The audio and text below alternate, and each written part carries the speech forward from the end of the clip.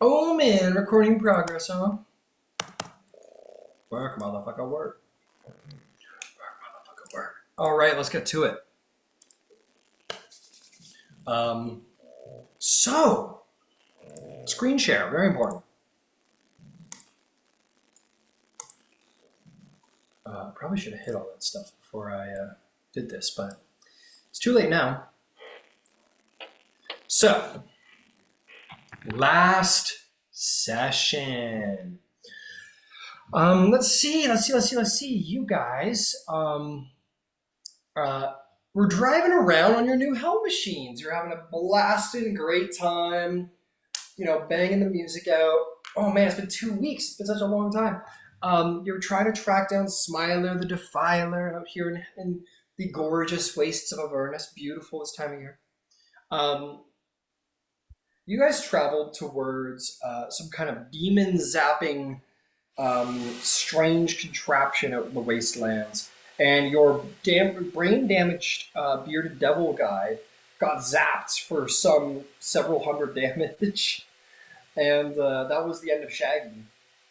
You then realized that within the actual sphere is was a celestial power that you decided to crack open, and from within a unicorn spawned. Isn't that wonderful? And that unicorn has decided to help you out. Mooncolor is his name, as a reminder.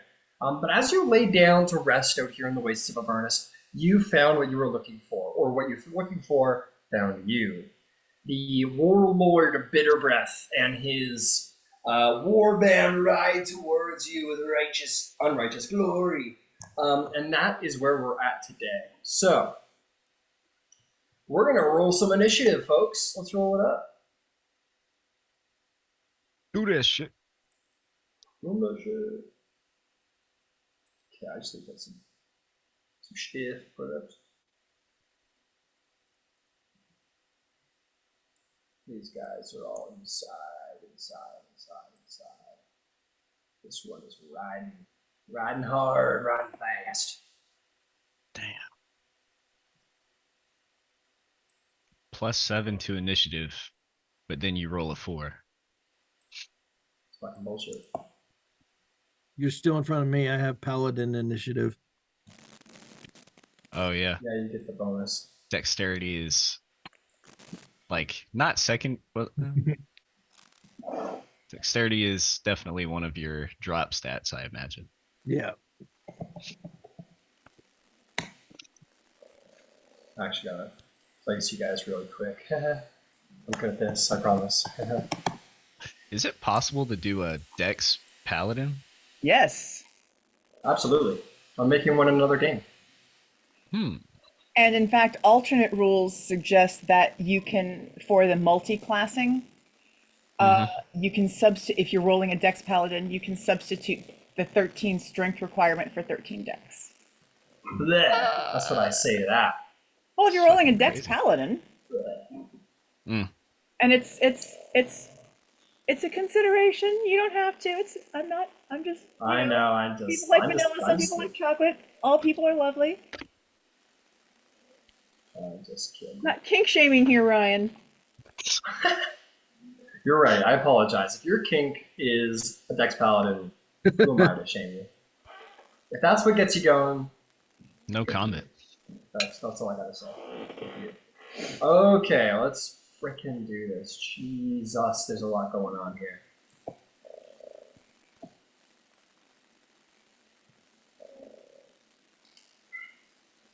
Oh, handsome cat. Yes, hello. Bing, bing, bing, bing, bing, bing, bing. Is there anyone who feels worthy to the task of Jaegering Brock Meadowbrook? Eren Jaeger. Yeah, I can do it. All right, I'll do it. Go for it. I play a It bard. takes an exceptional player. Not a to barbarian, a handle. Barbie. So I only have one screen today, so I'm not going to attempt that. That's okay. That's okay. one screen ain't no problem. I'm on a laptop. I have 3 screens usually, so I'm down to Oh, one and I just shit. can't do it. You know, I wanted that setup for so long, but eventually I just kind of said, I can do it. I can do it. Listen, one day You my just gotta. studio is going to be ready and I'll have 2 screens. It's going to be wild. Yeah, it would be so much better. 19. My work would be impossible with only one screen, so I just don't even attempt it. Yeah. Anytime I have to have two character sheets open of any kind, like you could literally see me sweating bullets as I'm fucking flicking through the fucking screen. Like, fuck, what tab was that? I Yo, feel you just gotta do tab groups, dude. Tab groups, I'm telling you. Tab groups. Never done tab groups? what? Right click on your tab and add it to a new group, and then you can open and close tab groups so that you can keep track of like. You're fucking lying. What? Oh my god, I'm trying that right after this game. That's Dude, I am genius. appalled because I literally work in fucking data and fucking technical shit. Yeah, me Oh my too. god, you've opened my fucking eyes. I know, it changes everything, huh? That's incredible. Thank you, sir. You're welcome. You're welcome. Oh my god. I gotta buy this guy a drink. We should get together and have drinks. We should. I'm telling you. We should. We're It gonna be a would field be trip a down time. south. Oh yeah, you bet. Okay, let's do this. I'm all rolled up. Let's roll up. What do we have? Did you send me Brock? Just go to the campaign and open it. The campaign? Yeah, the campaign that we played. Oh, Feywild. I got you.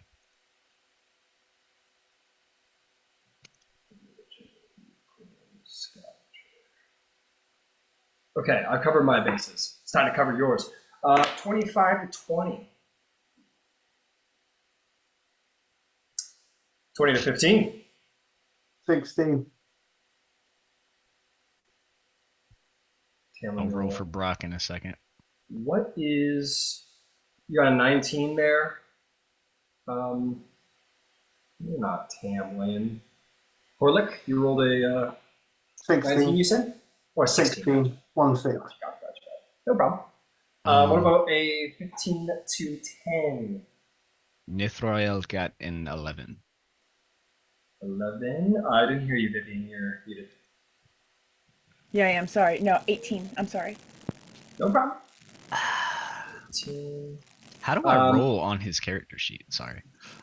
Either click on it if you can't use physical dice. Okay, how about... I can't connect to the Wi-Fi network.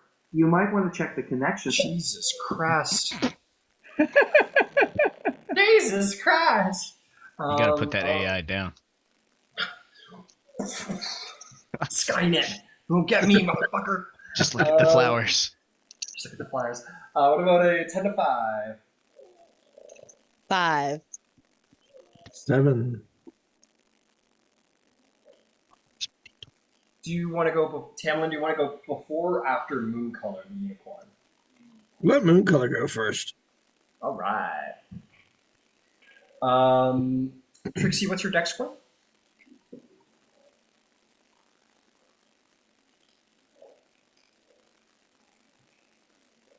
Uh, 16. All right. Well, that is helpful. That is helpful. Okay. I'm waiting on a Brock initiative here. He rolled a 19. He has advantage. Using Fantastic. crossbow. Hold up. Hello, Kitty. Let's see. Uh, Oh, you're using again the crossbow. 20, 21, 22. 23 for his initiative. Oh shit, that's pretty high. I guess he goes first. You ready, Brandon? I'm always ready. I'm always fucking ready. Are you fucking playing? Okay, so here's the sitch.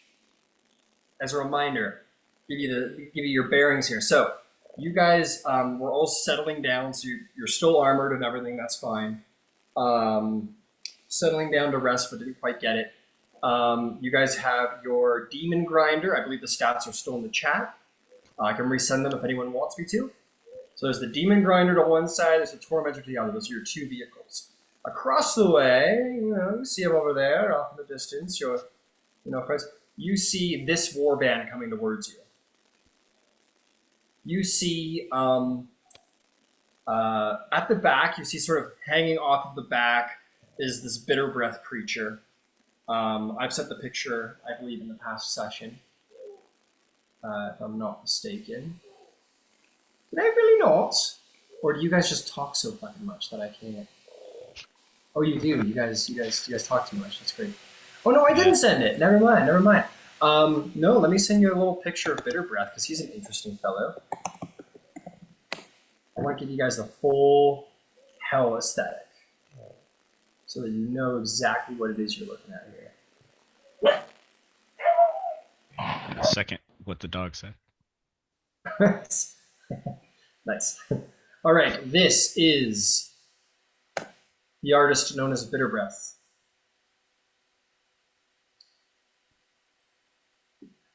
He is a horned devil who seems to be lacking wings with a strange sort of infernal helm on his head. And he is astride this tormentor at the back of his war band, sort of out the top, sort of thing in hand. He looks at all of you and kind of shh, and all this steam comes out of his mouth as he does that. Riding towards you. On the left, you see a scavenger. On the right, you see another scavenger. They have like these giant hooks off the back of them. And they're loaded up with a number of devils. And in the front, on a devil's ride, one of those motorcycles, you see a devil who's wrapped in chains all across his body, around his face, around his arms, around his legs, and his flesh is flayed pretty much across his entire body. And that is who you're confronting. What would Brock Meadowbrook, words, across the way like to do? Mm-hmm. How far are they? They're pretty far. They're pretty super far. They're running towards you. I'm going to push them back an extra 50 feet because they're pretty noisy. Like they're coming towards you. You're very much aware of them. So they're about 350 feet back. Okay.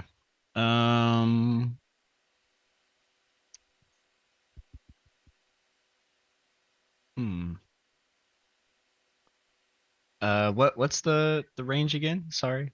Like fucking 350. 400, 350? Okay. 350 to 400, something like that. Okay. In that case, barbarians don't get anything for that far. But you can also load up into one of your hell machines. We can do that. You absolutely can. Yeah, can you send me that? Yeah, I'll resend the stat block. So you guys have a tormentor. So And a demon grinder. Yeah, and a demon grinder. That's right. So there's the Demon tormentor, grinder. and here's the demon Okay. grinder. I know, pussycat. Okay. Yeah, in that case, Brock will hop behind the wheel. I feel that I should wait for people to get in. You can absolutely hold your action to get this baby rolling. Okay, yeah. Brock will hop in and he'll kind of be revving the engine, telling, "Come on, guys, hop in." Hell yeah, brother. Which one does he get in, the demon grinder or the tormentor? He hops in the demon grinder.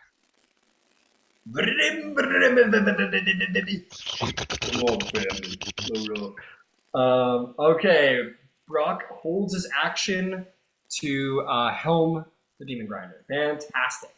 Mhm. That's going to bring us to the High Garage Kakrujik. He's coming in on his devil's ride, baby. All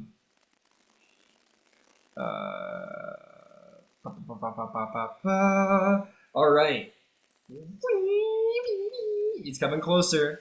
He's coming closer. Yes, he is. That's going to be 120 feet forward. He's probably just trying to sell us car insurance. Excuse me, sir. Right there, I contacted you about your extended warranty. Have you heard about our Lord and Savior? Zariel? Lord and Savior Zariel. Let's see. Oh, that's cool. As he's riding forward, he's just gonna be awesome. Period. That's all there is to it. When he hits that 60-foot mark, the vehicle's gonna go like up into the air off of like a slight mound of dirt. He's gonna jump it. So he's gonna get extra 60 feet of speed if he doesn't crash and burn, of course, which he won't. He's awesome.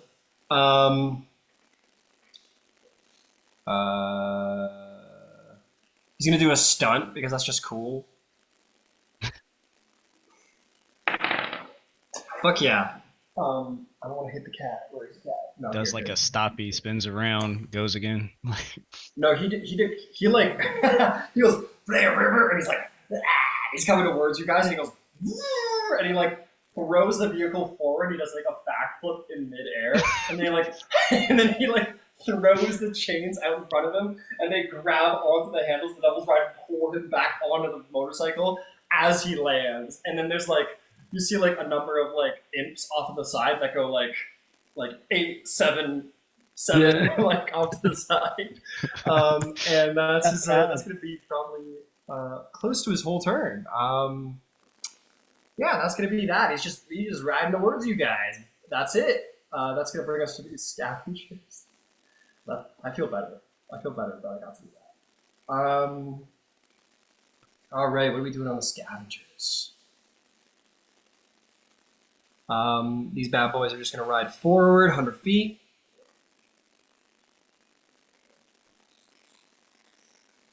We're going to go sick jump, man, like out the window. None of these are particularly helpful at this range as you guys are too far away. Yeah, way too far away. Oh, you know what? It's technically a jump, so he shouldn't get the extra speed. I'll back him off. He's still got to do a cool jump, but I'll back him off because that's just not fair, I guess. So that's how the scavengers do. They get closer. That's going to bring us to Vivian the Dreamweaver. Oh boy, here they come. What do you do? I'm going to follow Brock. Hell yeah. And what are you jumping on? Are you getting on the Chomper, the Wrecking Ball, Harpoon Finger? What are you doing? Oh man, that's right. I have to have I can't remember what I did last time, guys. Oh no. This was the Devil's Grinder, right? This is the Demon Grinder. That's right. That's right. Mm-hmm. Action stations. All right. I'll be a Chomper. That looks like fun. So you've got Rock at the wheel.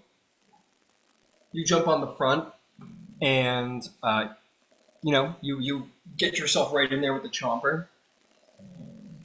Fantastic. All right. So you just jump in. You can hold your action to chomp, or you can do something else if you want. That's what I was looking at. Give me just a quick moment. I want to see if there's a... You know what? No, I'm good right now. Yeah, no action? No, not this round. Okay, fair enough. Mr. Horlick, what would you like to do? So I'll jump in the tormentor, get that started. All right. You jump in, you insert your soul coin.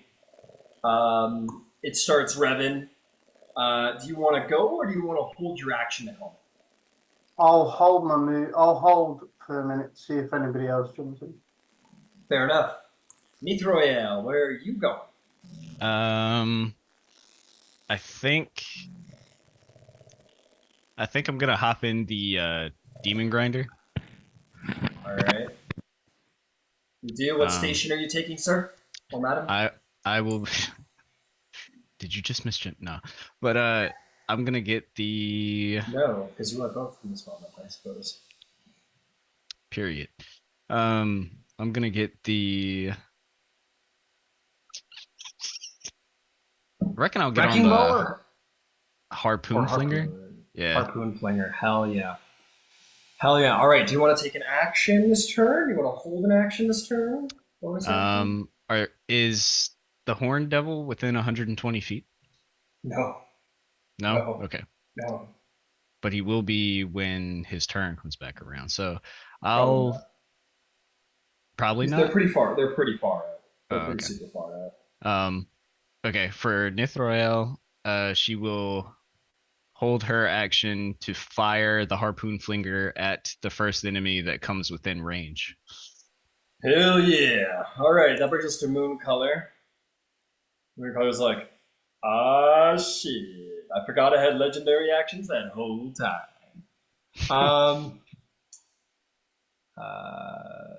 Around itself or another creature to see that it's just a feat. Sorry, I didn't need to use any of them at this moment, so that's just fine. Where is he going? What are you doing? He goes, you know what? I like to think myself a gentleman. I'll only engage once all of you engage. I'll let you all take the front. I'm a celestial and all, we're not supposed to be too zealous. So he's gonna hold his action dash. When all of you guys sit out. He's like, everybody get in your station real cool, lad. And that'll be Tamlin's turn. What do you do, Tamlin? Yeah. There's only right now. There's only Warlock in the Tormentor. You can get in the Tormentor if you want. Yeah, I'll get in the Tormentor and man the harpoon flinger. Hell yeah. Hell yeah. You do that. No problem. I believe that's all its stations. Yeah. Because it only has the one harpoon flinger. Okay, cool. Would you drive at this point, Berwick? Yes, I will move the 100 feet. It is 100, isn't it? Yeah. All right, you're gonna move the 100 feet right at him. Yeah, right on the bike. Yeah. Right at the bike. Fuck yeah. You like burn out. You just pedal it, and all the sand kicks up, and then you start right at them. And at that point, you are going to be 120 feet of the guy on the bike. All right. Tamlin, what do you want to do? I'm gonna fling a harpoon. Fuck yeah, go for it. Get some dice out. All right, let's see. Oh, shoot. I have a +7 for this attack roll. Yeah. 21. Nice. 21 against a Devil's. Oh, it's Brock. It's Brock Meadowbrook. 21. I assume you're shooting at the Devil's Ride. Yeah. That will be a miss, my friend. Whoa. You try and do it, and he like burns. You're like, "Arr!" and he does like the full like underneath the truck thing, and your thing flies past. You guys are like, oh shit! It seems that the Devil's Ride's got pretty good AC when it's moving. Okay. Give me a second. Got a bonus action for me? Maybe. All right. What you mean it was Brock? Brock's here in the chat. You showed up. Oh, I made it. oh Yay. shit! No bonus action. I'm good. All right. That'll bring us to Bitter Breath, who is in the Tormentor as well. So we're going to go forward 100 feet because that's what the Torment does. And at that 100-foot mark, oh my god. Oh my god. Holy shit. That's crazy. Okay. Okay, let's see if this happens. Too far. Okay, that's Bitterbreath's turn. It's gonna bring us to Trissawing. Where would you like to go, Trixie? Are you gonna hop in a demon grinder? What are you gonna do? Yeah, they're still like over 100 feet away from us, right? So Yeah, they're pretty fucking far. yeah, so I'll just jump in and I guess I'll do the wrecking ball, I think is still open. Hell yeah, yeah. We have another harpoon shooter too, if you want. Sure, but have you seen the damage on the wrecking ball if they get close enough? Yes, yes. Fantastic. So just so you know, Brock, you are driving the demon grinder. Mm-hmm. And you have held your action to do so. Nithroel has kindly Jaegered you into the start of this combat. So now that you have a full crew loaded up, Brock, would you like to use your held action to helm the demon grinder? I would like to helm the demon grinder. I would Hell like to yeah, put the brother. pedal to the metal. You certainly can do that, brother. You got 100 feet of speed. Where are you going? You going right at him? Yeah, we're flooring it. We're going right at him. All right, the demon grinder. The massive back wheels start spinning, start burning out, and then you drive off 100 feet. Incredible. And as you reach that 100-foot mark, in the biggest helm machine available, you're more than 120 feet from the nearest enemy, I'm afraid to say. Okay. Is there anything you'd like to do, Trixie? Would you like to hold your action to do your crushing your ball, or would you like to do something else? Yeah, if any of them get within 15 feet, Damn, they're fucked. Just like which will be hard, but that's what I plan to do. Yeah. I mean, now with Brock behind the wheel, Brock, it's your turn. Oh, actually, held action. Your unicorn's gonna catch up. He goes, shit, wait for me, baby. And he's gonna start running over there, and then he's gonna use. At the end of your turn, he's going to use one of his legendary action to use his hooves. Oh, he can't do that. Never mind. He's just going to sit at the back then. Actually, he's going to sort of neigh, very celestial-like, sort of becking backwards. A little light shines off the tip of his horn. And the demon grinder is going to have a shimmering shield cast upon it. And you will have a +2 bonus to AC until the end of the unicorn's next turn. Which brings us to your turn, Brock. You have a divine protection. You have a mostly full crew. What are you going to do on your demon grinder, friend? I think we got a pretty good plan going right now, and that's to barrel full steam ahead directly at him and to see what happens. You are driving a veritable hell tank, so that's probably for the best. All right, you barrel forward 100 feet. Hells yeah, man. You want to go like right there? Sounds good to me. Cool. Let's see the ranges there, because I believe there's some held actions in here, huh? Yep.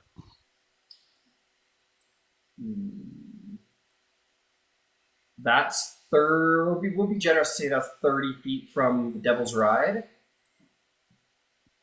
And that's, well, Harpoon Flinger, you're in range of whatever you want. Yeah. Since my held action was hitting the first thing that comes into range, probably like as we're pulling up within that 120, Nithroel would be like, I like the idea she has one eye open. She's like biting her lip. yeah. Like Looney Tunes. If you've seen the picture of the demon grinder, your station is just behind the glass, the crushing maw. So you're just like over top of those with Vivian like right in there, like Batman in the first movie, and you just fire it off. Go ahead and make me, give me a little a +5 roll check. Fucking hell. Are you going for the Devil's Ride, or are you going for the Rider? The Devil's Ride, I think. All right, go for it. So I rolled a 7 plus. 7 + 12. Yeah. You fire it. This is no ordinary motorcycle. It has like a huge, like these huge plates on the front, and your harpoon just bounces and ricochets right off the front of it, spins out, and the creature on the back with like chains flying off of him is like as he rides towards the demon grinder without fear. Mhm. Is there anything else for Ock? You have a bonus action? A bonus action? That's right. An action that's bonus. An action that's for a bonus. I don't know what I could possibly use a bonus action for. You could road rage. Ooh, I'll I- tell you what. While you're thinking about it, held actions go off. Forgot all about all my held actions over here. The first thing that happens is as you're driving in, Brock, and you're driving a tank for the first time, and it's like, well, not for the first time, but in the battle for the first time. You look at the back and see the tormentor that Bitter Breath is driving, and rather than a harpoon mounted, you instead see a writhing humanoid torso made of melted wax jutting out of the station.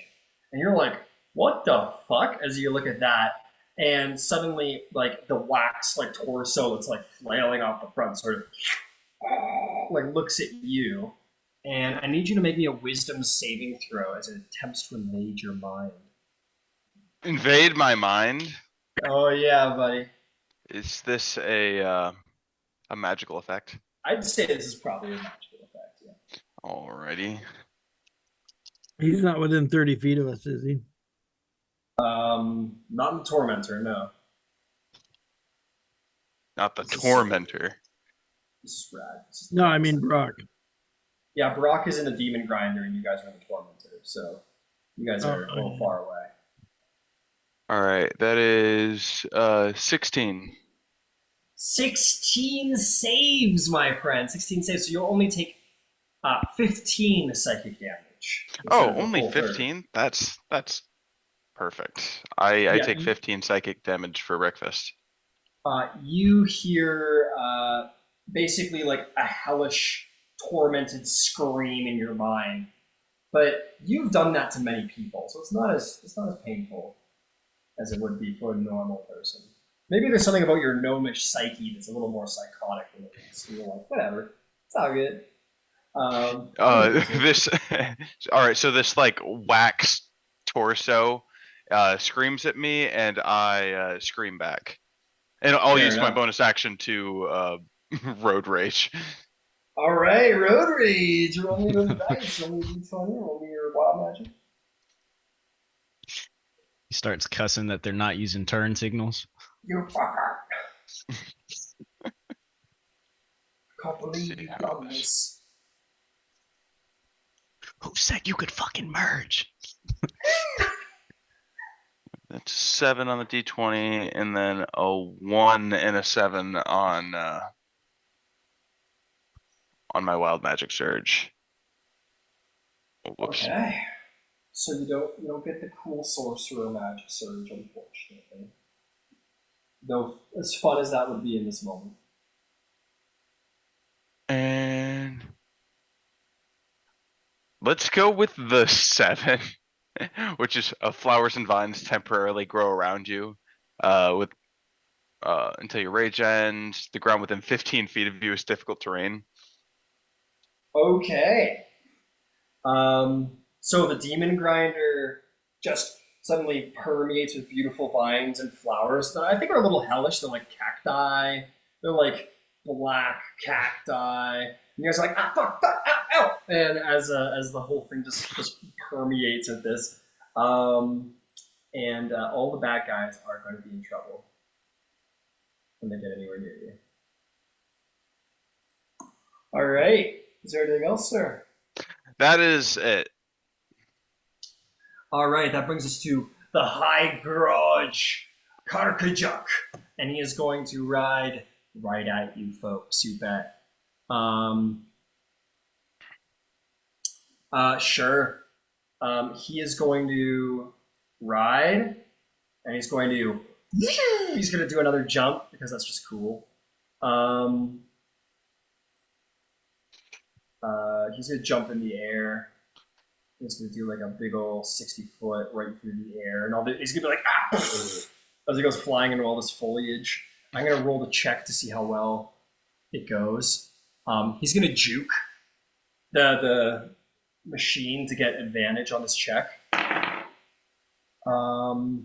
It goes only very okay, not incredibly.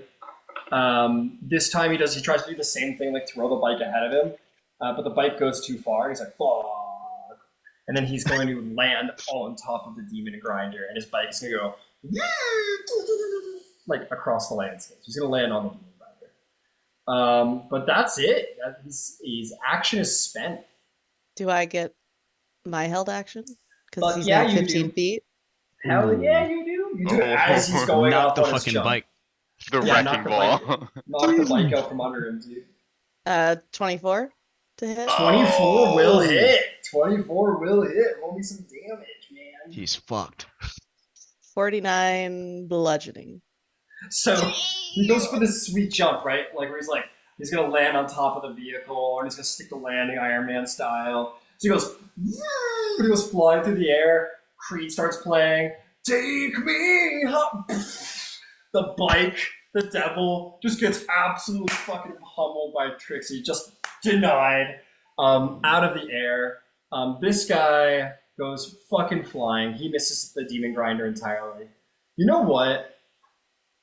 For the sake of funny and fun, just generally, I'm gonna roll a d20, and if I roll a 5 or lower on his dexterity saving throw to like stick the landing, it's gonna land in the like chomping things. Alley-oop. Yeah, exactly. He doesn't have a very good dex modifier. Come on, baby. No, he's fine. He doesn't. I mean, he's not fine. This sucks for him. But he doesn't stick the landing. He misses the demon grinder. He doesn't land in the jaws. He just goes rolling across the landscape. I will say this: he didn't roll him low enough that I will put him like it did get smashed out, right? So I'll say he does land like over here, and he is prone. Absolutely. And on his turn, he'll use the rest of his movement just to stand up and be like, oh, but because you destroyed it, but the bike's fucked, to be clear. The bike's gone. The bike's destroyed. It's in a million pieces. He's going to take, luckily, no damage from falling. But he stands up. And he looks around, sees the demon grinder barreling towards him. He's like, oh, fuck. And he's going to run 15 feet to the next car. That's going to bring us to the scavengers. I forgot all about the fucking held actions. I keep forgetting. So we're going to stick with this for a moment so we can let these held actions go off. Because I did Bitter Breath. I need to do the scavengers here. As they all have 2 harpoon fingers each, we're going to let loose on that fucking demon grinder. Okay, here we go. We're just going to attack the demon grinder as a whole. So it has an armor class of 19. So let's see. +2 because of our celestial friend. That's right. So 21. First one's a hit. That's a miss. That's a miss. And that is 21. That is Just a hit. Just a hit. So 2 hit, 2 miss. Your beautiful, beautiful demon grinder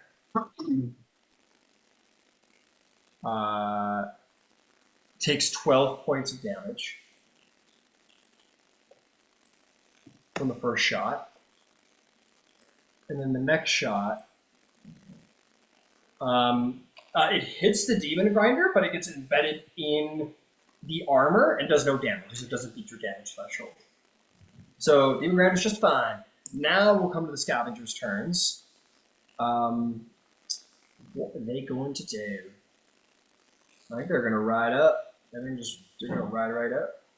They go 50 feet right up to your vehicle.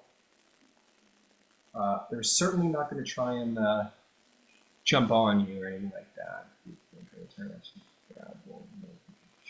Ooh, this is fun. The grappling claw off the back of the actual vehicle is going to wheel around, and it's going to try and who we got loaded up here? We got U3 loaded up, or U4 loaded up. The grappling claw is going to try and grab Vivian right out of her seat and try and grab her. That's going to be 25 to hit. Yes, that will hit. So you're just chilling there. You're like, no action this turn. You're just getting ready. This claw, as it's riding by, this huge claw goes flying around and just grabs you and keeps going. And you're just suddenly ripped out of your seat. So you are restrained. You are grappled and restrained. You also have half cover, by the way, I think. That's true. You have to have cover while you're in there. So +2 to your AC. This one. Hold on.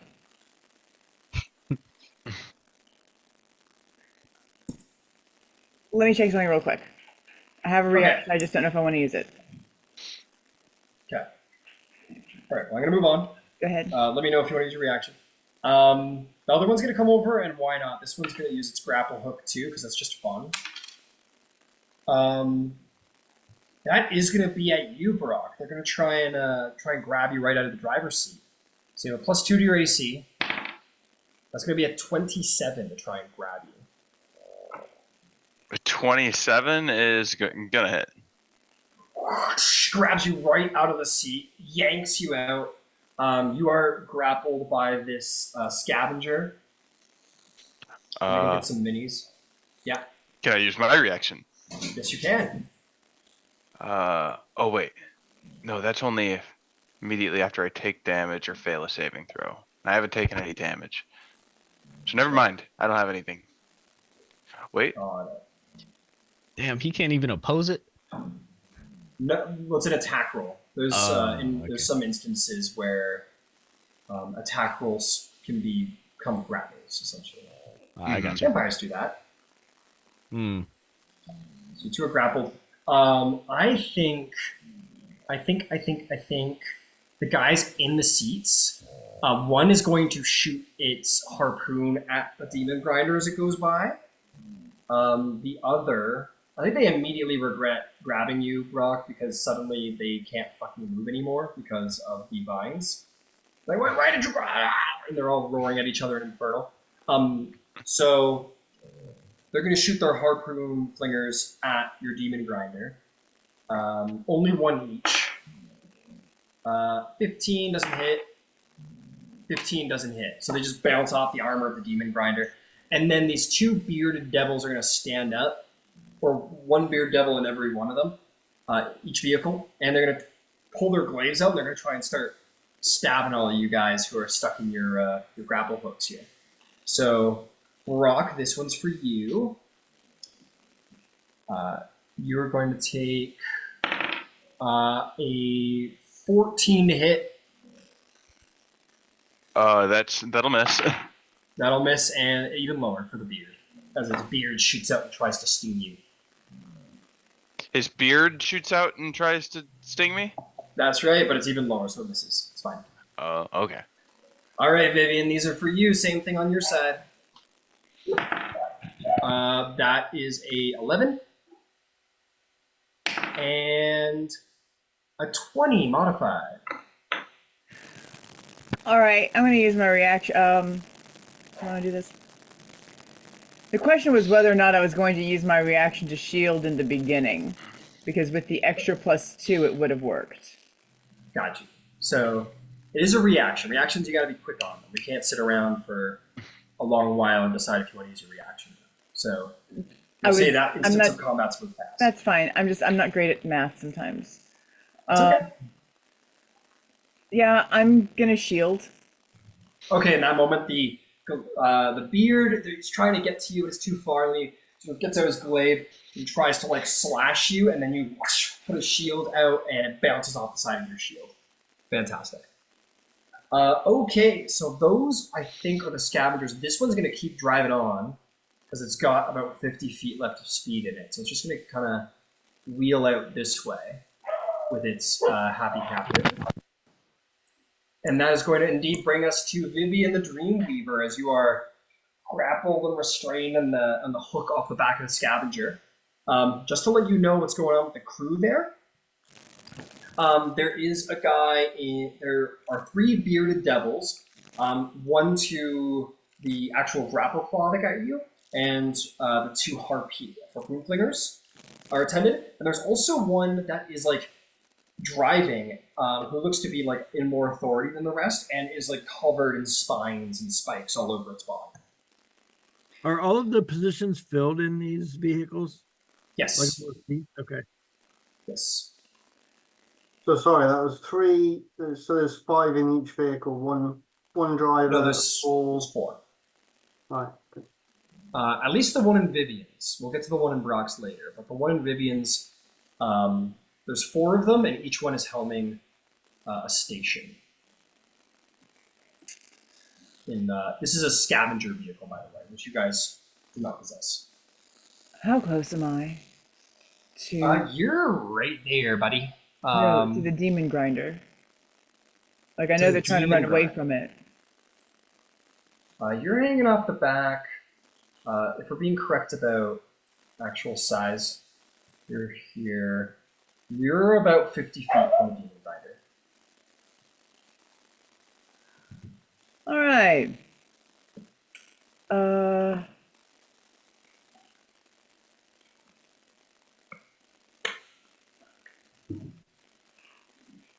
Yeah, I'm sorry. I actually have no idea what I'm going to do.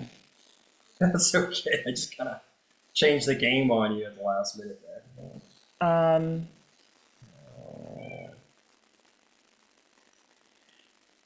I am going to face step out of the grappling hook as close to the demon grinder as I can get. All right, how many feet is that? 30. 30. You appear right there. It is worth noting that these vehicles are in full motion right now. They are not stationary, so that is an important point. Yeah, I didn't. Fuck it, never mind. You know what? I'm going to cast invisibility. I can do that off of my sorcery points, I think. Okay. Does the demon It's- grinder keep going even though I'm not in the driver's seat? Yeah, I figured it would be stopped since nobody was driving it. At the beginning of its turn, it will be considered like motionless, but as of now, between turns, yeah, it doesn't immediately lose momentum.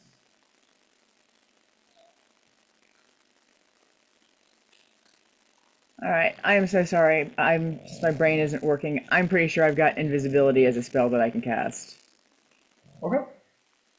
You teleport from out of there. You land in the wasteland dirt on your feet. You become invisible. You have movement and bonus action left.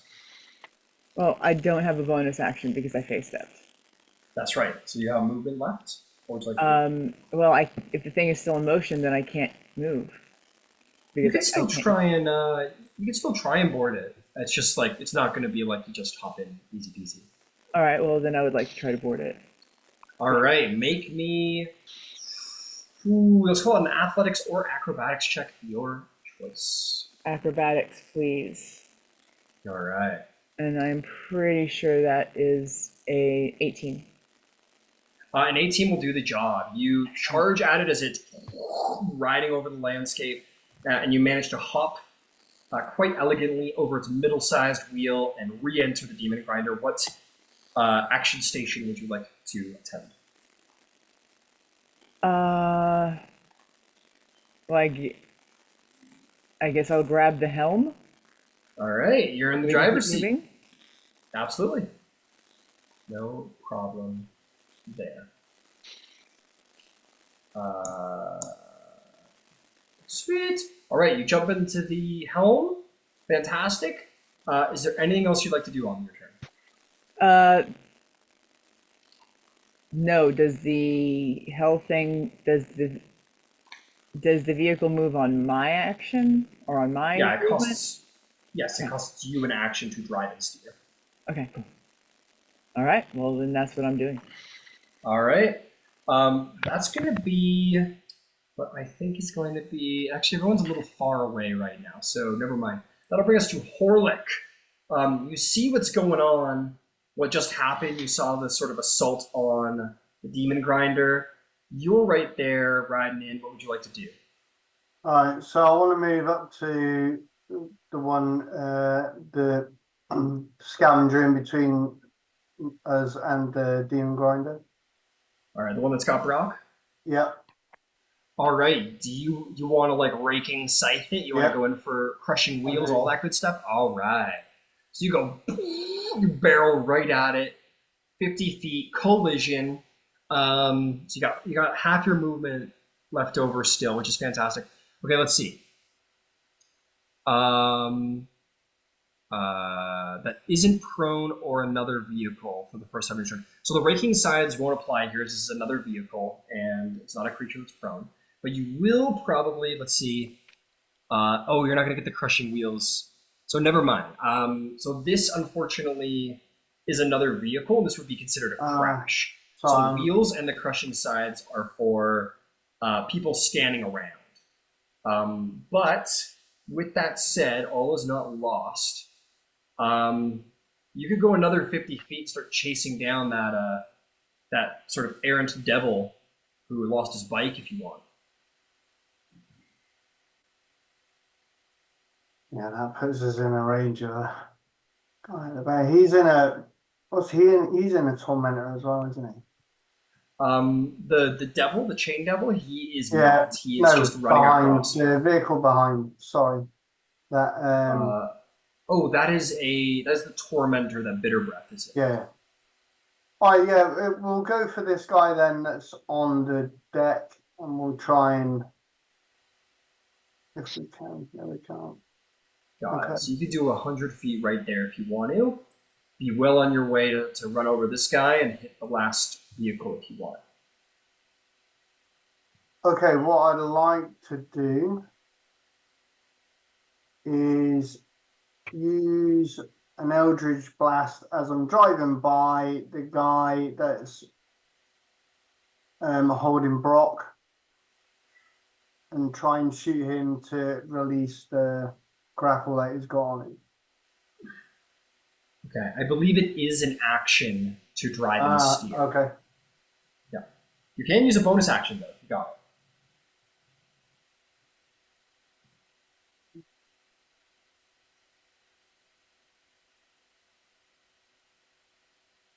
How far is I can't remember. He just said his name. How far is the guy at the back? Bitter Breath. Yeah, Bitter Breath. How far is he?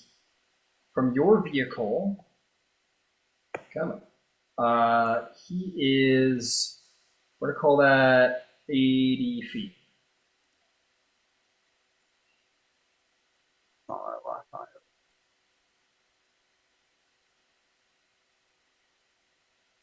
Okay, we'll try this then.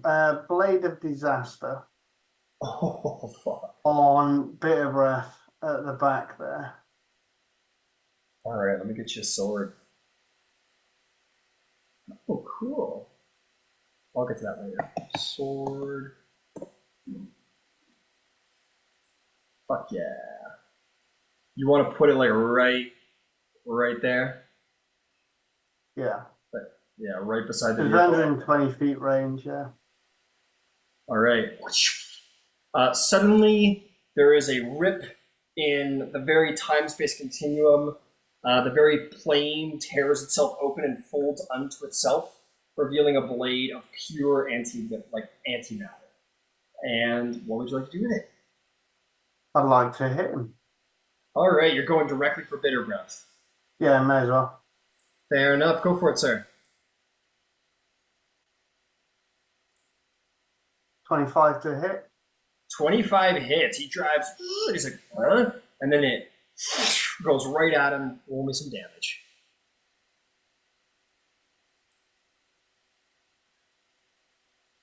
$35 damage.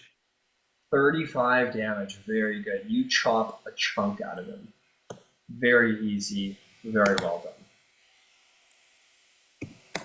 Just like he fully just like is riding at the blade and just collides with it and what tears like completely disintegrates a part of his shoulder, and he roars angrily. Is there anything else? No, that's everything. Fantastic. Nithroel, you are on one of the harpoons in the demon grinder. What would you like to do?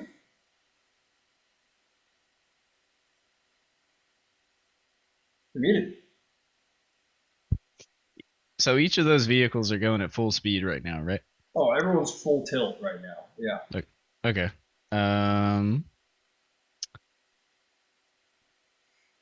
Mm,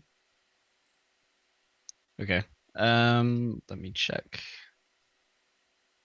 Nice. Yeah. Could I please put I would like to cast Silent Image in front of one of we'll do the vehicle directly to the right moving forward. This one? Further. This one? Yeah. That's Is that your, 60 feet? That's Tamlin Oh. and Harlock. Okay. Never mind then. Yeah, I'll do it in the one in the back. I think you should do it to Tamlin anyways. Maybe. This I'll guy right consider. here. Sure. Yeah. I'll All right. yeah, because I don't see them being able to stop very well. But I will stop them. So I'm going to put up a wall of essentially we'll just say steel. A steel wall just smack dab in front of the vehicle, and I will make it real. A stone wall, huh? Yeah, right in front of the vehicle. Like instant fucking impact if I can. Some Looney Tunes bullshit. Yeah. Just fucking Mario Kart that shit. Yeah, I was thinking like if I made it invisible, like I mean I could, but Well, here's the problem. You're creating an illusion, right? right. And the illusion can only be what it appears to be, right? So I don't think you can make Right. an invisible illusion. I could make a wall Also- of force illusion and then make it real. Not real, I'm afraid. I think the point of illusion is that you're creating a visual or auditory effect. So I don't think you can say like, I'm making an invisible dragon. It's like, well, there's no dragon, you know. So, but you can just suddenly, as you are, put up this just like immediate, we'll say like blasts of solid steel ice that just jut up right in front of it. Okay. And we'll see how they deal with that on their turn. Probably not well. Yeah. Is there anything else? That was just an action, I believe. Yeah, you got a bonus action. Yeah, but bonus actions for wizards kind of blow. That's true. I reckon I'll do a telekinetic shove. Okay, who you shoving? How far away is Brock from the vehicle? What is that, like 10, 15 feet? He's about 20 feet from the vehicle. Okay. Could I try to shove the driver of this vehicle behind us out of the vehicle? Yeah, absolutely. You want the one that this guy right here? Yeah, that one. Okay, I'm gonna try and shove him right out.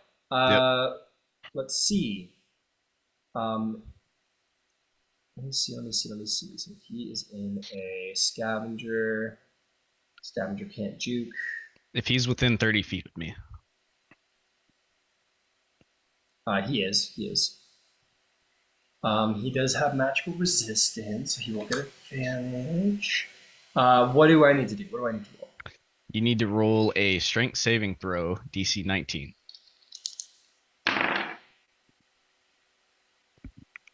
He rolls a 25 to save. That will succeed. There's like a, and he holds onto the wheel strong, and it he just slam into the door so hard that like the spines on his body jut through the side of the actual vehicle, but he like pulls himself out and manages to stay at the helm. Nice. Good for him. Bonus action, and what does it cost to shoot the harpoon? Action. Okay. In that case, I will end my turn. Mooncolor goes, shit, everyone's fucking running away from me, man. And he's going to run forward 50 feet. He goes, I'm coming to help, I promise. Everyone could just calm down.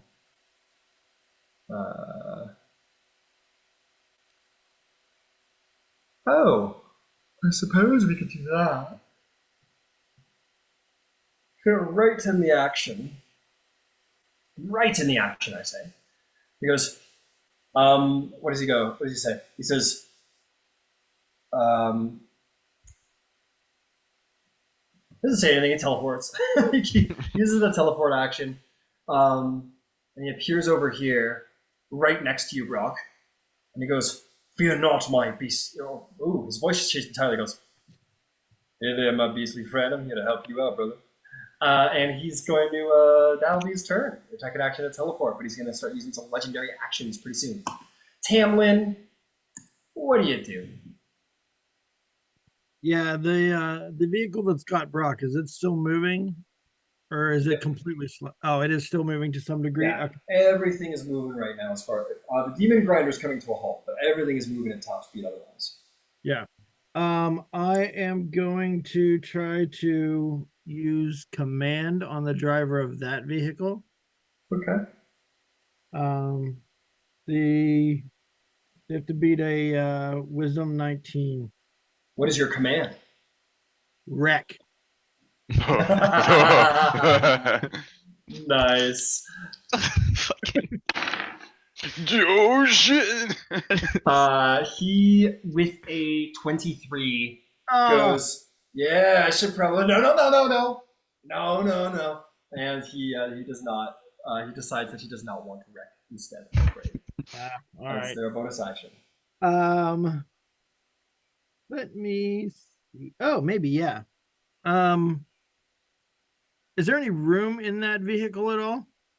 Shit, there's room on the roof, buddy. Want to jump on top and just Yeah. good? Yeah. I'm gonna misty step onto the roof of that vehicle. That's what I'm talking about. That's what I'm talking about. Do some Mad Max shit.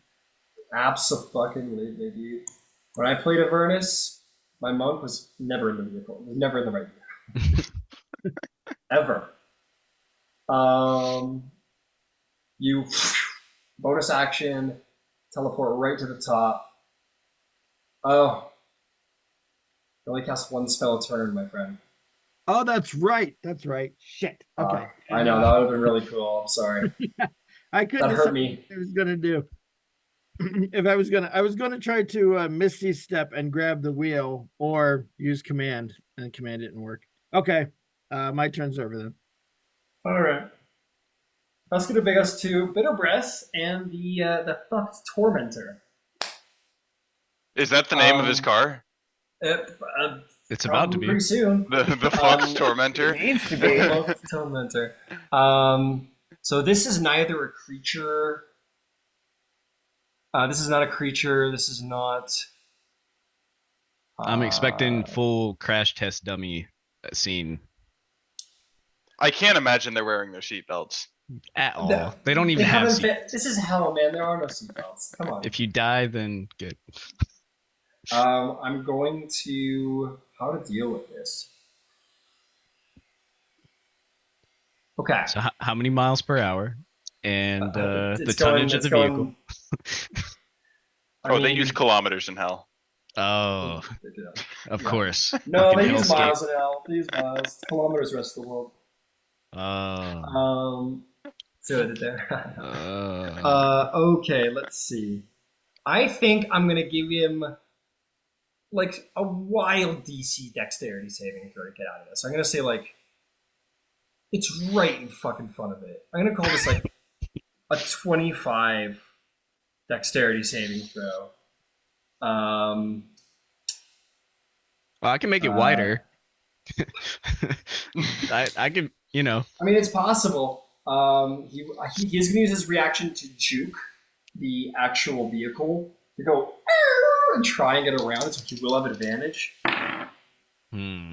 But it's not possible. It's just not possible. He's going to slam into that motherfucker. Let me get out my falling. Ooh, how to deal with this? How to deal with this? It's kind of like I'm not going falling to use. laterally. It is. I'm going to probably use my falling rules. So this is a huge vehicle hitting a it's a 15-foot space. It's a huge object. So that is a huge versus a huge, and it's moving really fast. So I'm gonna. It should be more than that. That doesn't make sense. Oh, per 10 feet. So because it's moving 100 feet around, I'm going to call it 10d6 damage to the vehicle. I think that makes sense. All right. Let's just roll this the fun way. Would that hurt them too? Yeah, I would say so. Okay. I was just making sure. There's no airbags. Okay, vehicle takes 39 damage. And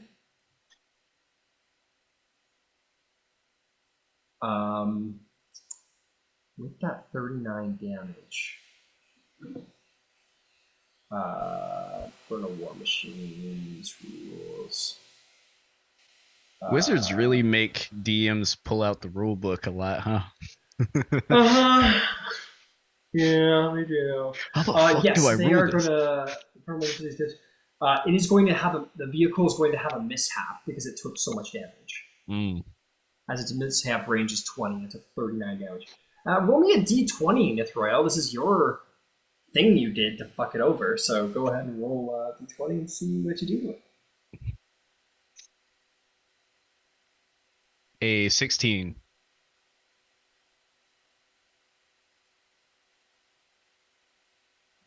Very cool.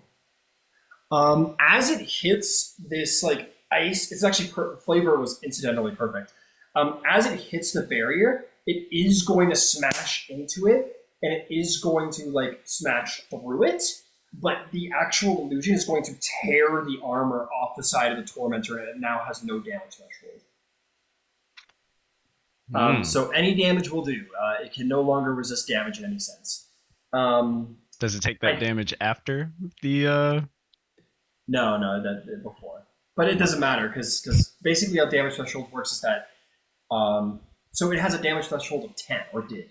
So if it takes less than 10 damage, it doesn't matter because there's no damage done.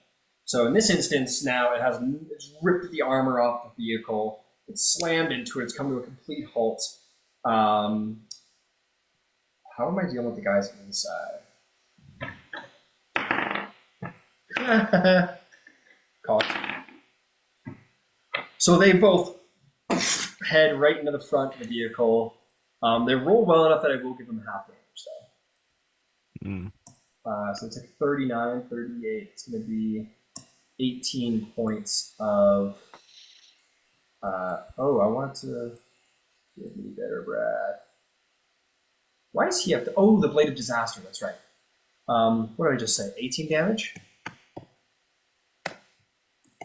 And this guy will take that delicious 18 as well.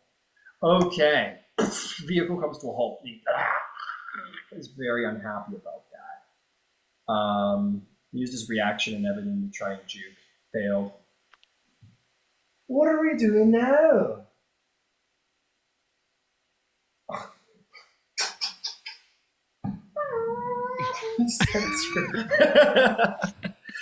He's gonna no, seriously, he's going to I think get the fuck out of there because there's a Blade of Disaster right there. So he's gonna back up 20 feet, and then he's gonna drive over 80 feet in this direction, and be really sour about how that all went down. And he is going to. Actually, I don't really need this guy because that guy operates it. He has no idea who did that. He just has no idea. Nithroel is sitting on the fucking I mean, front, kind of smiling and shit. so I mean, he did that. We watched him drive into it. It was him the whole time. Yeah, he smashes more into it. Suddenly, like cop cars come out of like nowhere, like cop demon grinders to give him a citation. He continues the battle. He's gonna have his little psychic thing here, attack.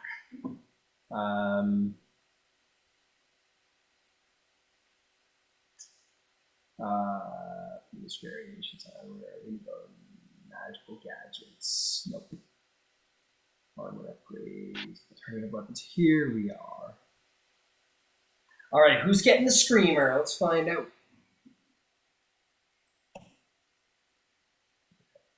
We can't see Vivian, so Vivian's off the table.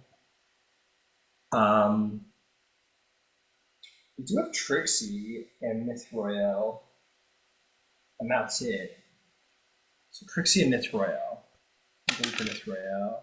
That's going to be you, Trixie. The flailing wax, melting wax thing looks over at you, and you're going to hear this infernal screech go up. I need a wisdom saving throw. I'm sure that'll be so difficult for you, but give it a shot. 30 something. Oh, not muted. 30 something, you're good. You're gonna Sorry, take I was trying to 15 count. No, it's all good. It's all good. You're going to take 15 points of psychic damage instead of the original 30. Bitter Breath is like, I'm supposed to have the coolest car. Why am I fucking up? And he's pretty pissed off. Speaking of which, that'll actually give us a legendary action from the unicorn. He's going to try and get you out of there, Brock. He's going to use his hooves to make an attack on the scavenger itself.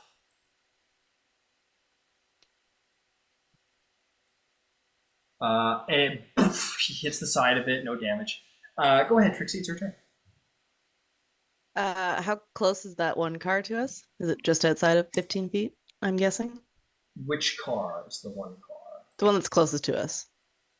Oh, this guy? The one that has Brock, yeah. Nah, you're good. It's right there. Yeah. All right. You better believe you can.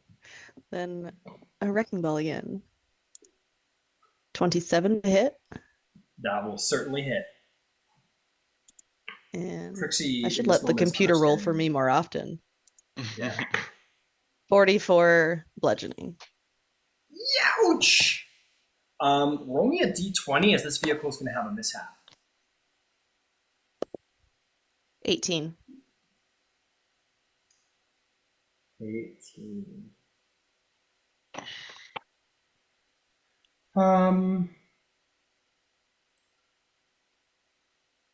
18. Sorry.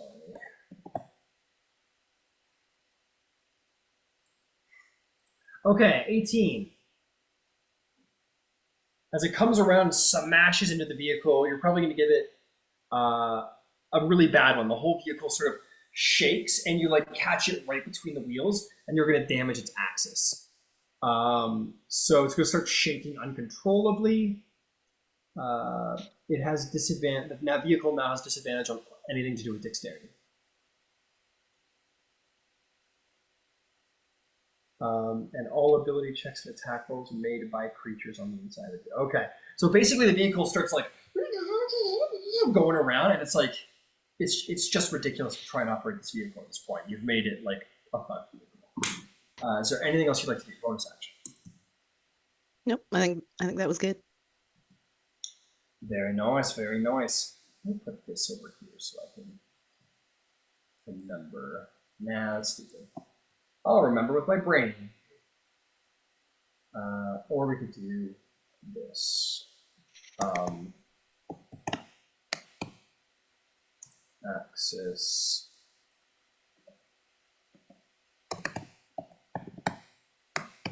Cool. That'll bring us to you, Brock. I think the unicorn is going to use his last legendary action to be like, well, shit. He's going to go, shit, I did my best, but you got this, brother. And he's going to give you a shimmering shield, my friend. You have a +2 to your AC. Awesome. I know exactly what I'm gonna do. Okay. I'm gonna Misty Step out of here. Hell yeah. I was gonna go back to the Demon Grinder, but I think it would be more fun to Misty Step into the cabin of the scavenger vehicle. Oh, this guy, the axis yeah. Yeah. all fucked up? Mhm. That's what I wanted to do. Yeah, do it. Yeah. Yeah. Okay, you teleport on the inside. It is. There's certainly enough space for you. This vehicle is meant to carry many more individuals than stations. You like enter the inside. You see there's like the 2 harpooners. You see the guy at the helm. You see the guy on the grappling claw. There's tons of space inside. You can probably sit another 4 people in here. What do you do as you're inside? So I'll kind of orient the situation, I guess. It's kind of like this on the inside as you appear.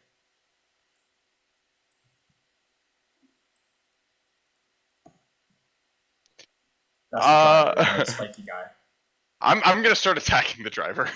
Hell yeah, go for it. Deadpool when he fell into that SUV full of people. Yeah. All right, I'll attack. Is that a fucking bear? Recklessly. Choke holding the fucking driver and shit. Wait. Go to sleep. Go to sleep. I'm trying to drive. This is ridiculous. All right, that'll be 6 plus a lot.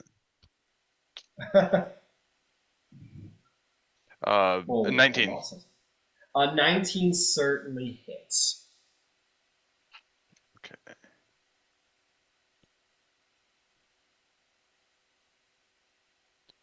Yeah, hold on.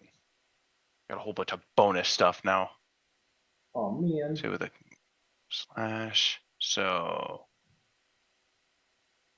I've also got Frost This is Strike. magical, right? Yeah, this is magical. All right. Slasher. Okay, no, that's fine. I'll use. No, I won't use anything. It'll just be this. It's just pure slashing. It's magical, but it is just pure slashing. No problem. All right, so that's 12 plus 22 slashing damage. 22 slashing damage, incredible. As you slash the back of his head, you just like rake across the back of his head. And a number of his barbed spines get caught in your paw. But you're a motherfucking werewolf. You don't give a shit. You're fine. You're okay. No damage. I do it again. All right.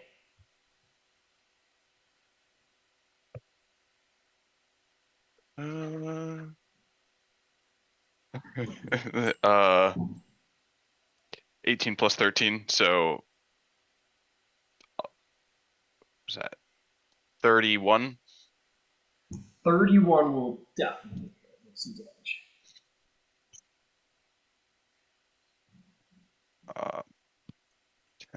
20 slashing. Another 20 slashing. Excellent. You carve into this devil. Again, barbs just filling your paw, but you don't care. You're a werebear. You're fine. And that'll be my turn. Wreaking havoc in the cab of the scavenger. Absolutely. They're like, ah! They're all yelling and like, ah! They're freaking out. That is going to bring us to this guy, the High Garage Crackchuck. And he is, man, he doesn't have a vehicle. What's he going to do?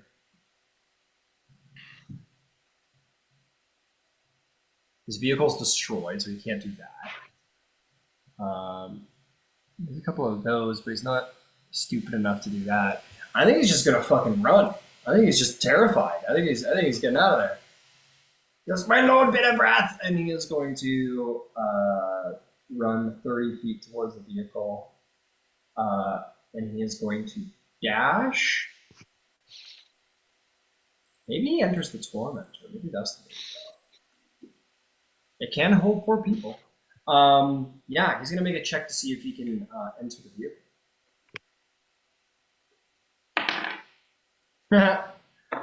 He like jumps and like grabs onto the back of the tormentor. It's basically being like dragged behind the vehicle, and then he lets go and fails to board the tormentor, and sort of stands himself back up at the end of his turn, kind of getting left behind. That is going to bring us to the scavengers. So let's deal with the inside of his cockpit here, where Brock is. The driver says, "Deal with him!" And the devils are going to get off of their stations, and they're going to sort of charge you, Brock. Well, not charge you. They're just going to kind of turn around in their stations, their glaives and stuff, and try and attack you with so much success. I'm willing to see it.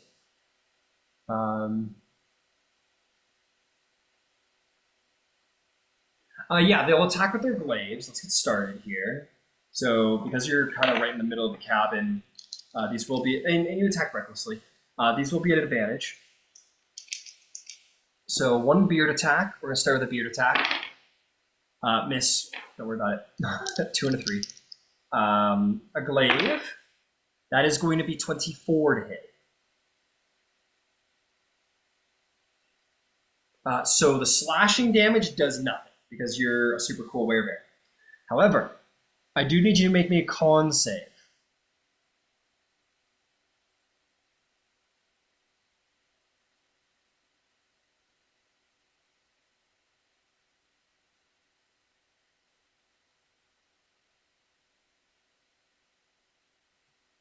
You're muted.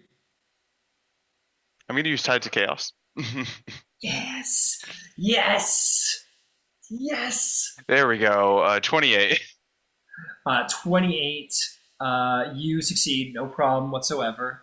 The next one is going to attack you. With his beard, that will be a 17. That'll miss. That'll miss with the glaive. That is going to be a 21. That will just hit. Just hit. No slashing damage. I need a con save. Save. Ooh, that is 23. Yeah, you're totally good. Last bearded devil is going to attack with his beard. That is a 16 to hit. That'll miss. That'll miss. And the glaive is going to be probably a miss with an 18. That'll miss. Yep. Okay, they're attacking. They're like, they're speaking in Infernal, so you don't really know what they're saying. They're going, and they're just like attacking you with like zealous fury. The devil with all the barbs sitting in the front is like driving and watching all this happen. He says something infernal. He goes, he's gonna disengage and jump out of the fucking vehicle and leave the bearded devils to deal with you. He fucking leaves. He's done. He knows what's going on here, and it's not working for him. That's fair. He jumps out, and that's his full movement because he's got your entangled bush thing going on. But I'm gonna say, as he's jumping out of the vehicle, Brock, you're like, maybe you have a moment like, yeah, like you're doing good work. You're doing the Lord's work back here. I want you to roll me a D100, sorcerer, as you use your Tides of Chaos. Oh boy. I love Tides of Chaos. This time I hope I blow up in a fireball. Me too. That would be very convenient. And probably not do any damage to them. Yeah. 32. 32. All right, let's see.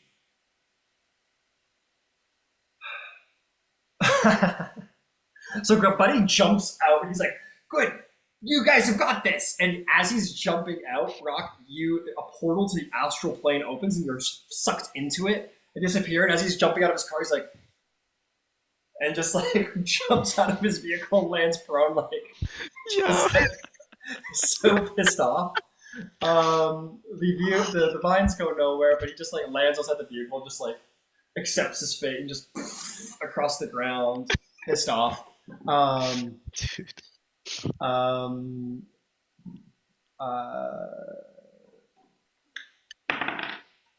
You've been here before, Brock. You know what it's like. You're just like you're attacking something. You're like, huh, cool.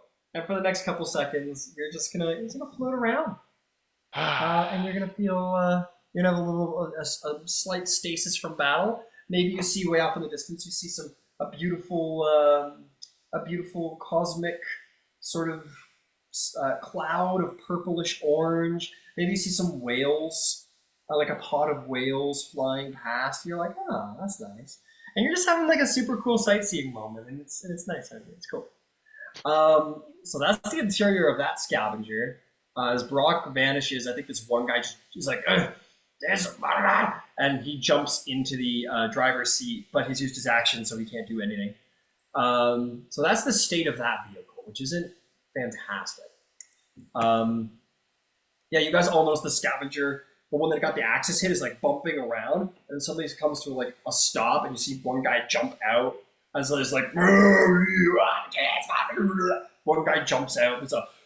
There's like an astral flash on the inside. It's literally a joke. Brock teleports inside, and there's like flashing astral lights. One guy jumps out, screaming, bear roaring. Maybe a cat sort of just for no reason. There's like a Han Solo like laser blast for no reason. Just the most crazy sound effects coming from that vehicle. But anyway, this scavenger over here has lost its captive, and I think it's gonna turn around. It's gonna see that beautiful unicorn. And I think it's gonna go this way. On the way over, Trisuin, I think it's gonna try and grab you out the back if it can. We'll see how well that goes from the scavenger. That's going to be a 17 to hit. But I get a bit of boost to my AC because I've got cover? That's right, you have a +2. So it doesn't. It doesn't. You like, whoa, you duck down and like grabs onto some of the metal and scrapes across it and you're saved. You're fine. As it's, so it went 50 feet, I believe. And then it's going to go another 25. And then it's going to swing around the side here. But he's prone, so he's going to get the crushing wheels. But he is going for the unicorn, doesn't give a shit. Two harpoon guys will fire. I think they're going to fire at the tormentor. So they're aiming for your vehicle. They're Horlick. So they're going to attack. That's a 12, which will miss, and a 13, which will miss. The two harpoons fire at you, and they bounce right off, no problem. Now let's see here. This guy is, doesn't matter if he's prone. This guy only has crushing wheels, so he's going to run over his own buddy here. The Barb Devil's just laying there. The vehicle comes skidding around the corner, runs over him. He's like, fuck. Brutal. Yeah. He's going to make a dex save. DC 12. Just succeeds.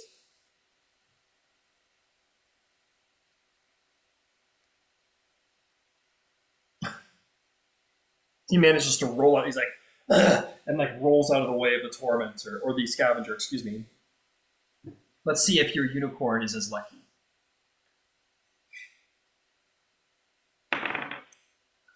It is not, and he's like, well, I guess I'll save Brock with my presence. And then he goes, oh damn, and then just gets smashed by the scavenger.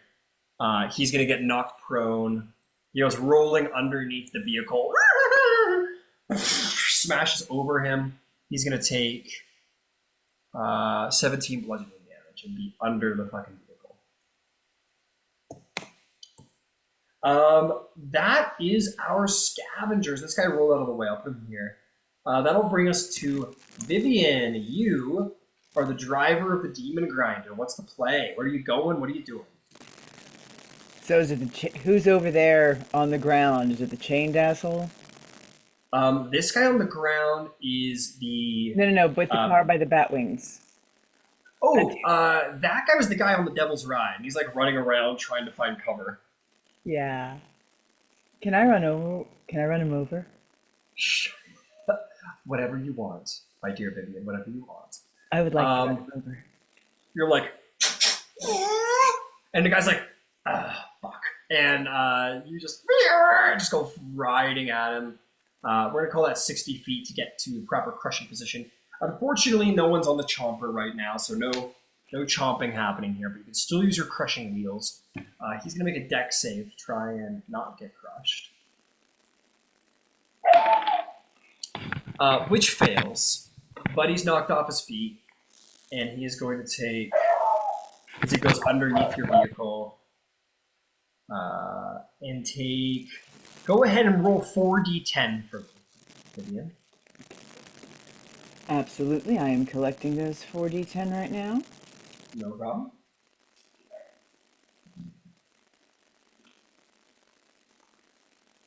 It was a 5, a 2, and a 2 is a 9, and a 6 is 15. All right, Buddy's going to take 7 damage because he is a devil, and he will take half damage on bludgeoning. Yep. Is there anything else for you?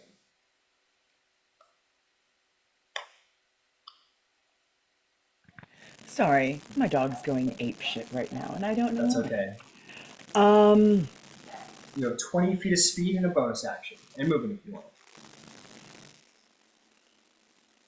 If I've got... See, here's the thing. I don't have great bonus actions. That's fine. But I'll take the 20 feet of... You don't have a quicken cast, sorcerer? See, I took transmute.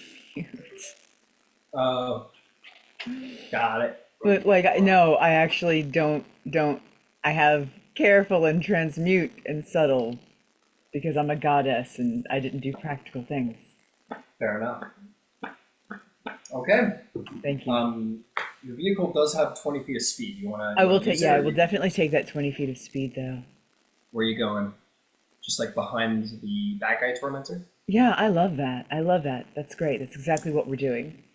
All right. As you run over this guy, he turns and looks at you in the rearview window. As he does so, I would like to remind you that I've cast Greater Invisibility. Oh, so like that's true. It's a 4th level. It's the 4th level, not the 2nd level. I actually don't even have the 2nd level. No problem. I've cast Greater Invisibility, and I have 3/4 cover. So, yeah, we're not worried about you then. We're picking someone else. I'm on the front. Yeah, I just rolled, and it was you anyway, Nithroel. Yep. Looks at you, and suddenly, Nithroel, you see, rather than this chained creature just before impact, you see standing in the road one of your urchin friends from when you were a child. Standing in the road with, like, there's a look of deer in the headlights as the vehicle's racing right towards, about to run her over. She was like a friend of yours on the street, and she's like, and she looks terrified. I need you to make me a wisdom saving throw.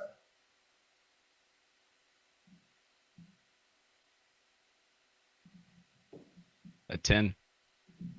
A 10. In this moment, you're a little girl again, and you are terrified of this battle.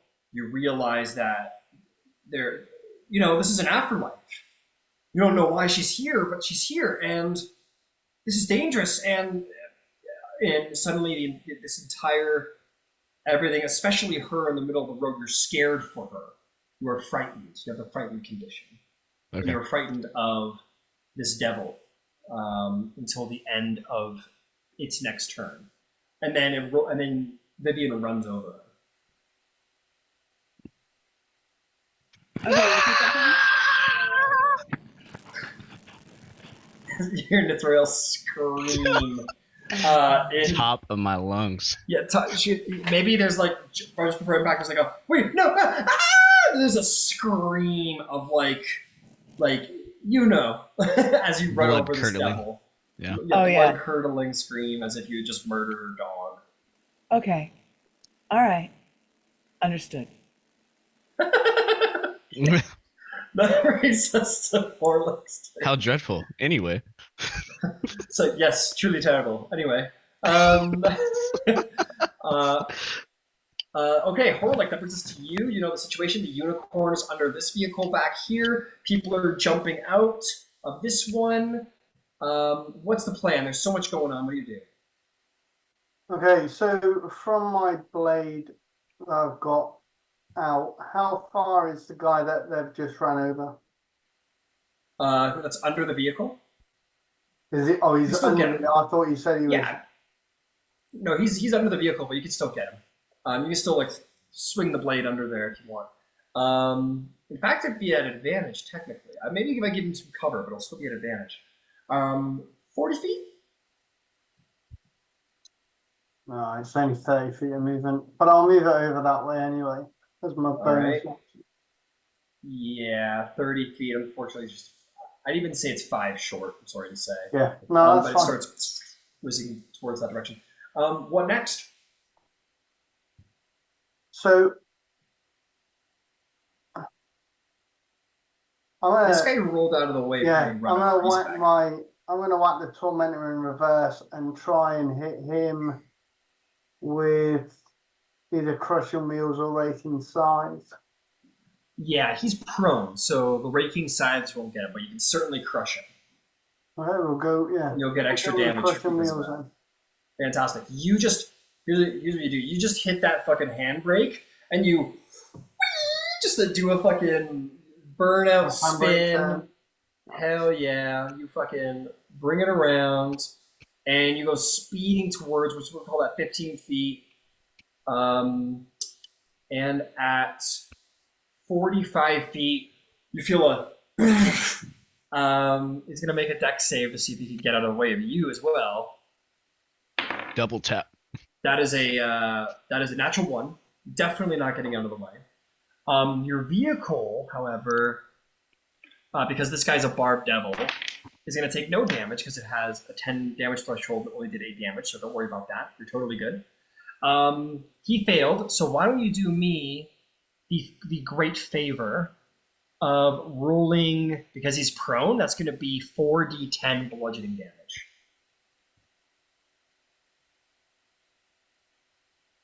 And then I reverse and do it again. And again. 11. again. 11 damage, fantastic. He will take 5 because he's a devil, and he takes half damage on this kind of thing. But he's looking really hurt after Brock and you running over his head. He is in fact bloodied. Okay, you've got another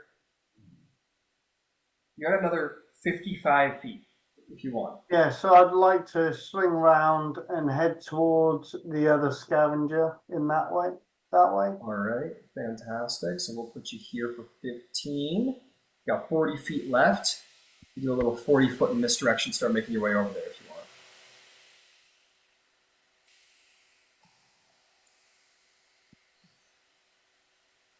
This is crazy. This is a nuts battle. I'm loving it. It's really good. All right, is that all? Hold on, That's like, me, you yeah, have a bonus? I'm done. You have a bonus action? Oh, you already used your bonus action. Yeah.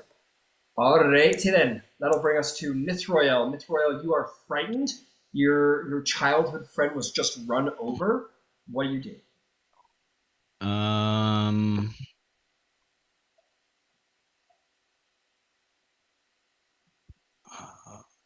This is one of those moments in D&D where it's like, well, I would love to continue fucking these people up, but The roleplay demands. yeah.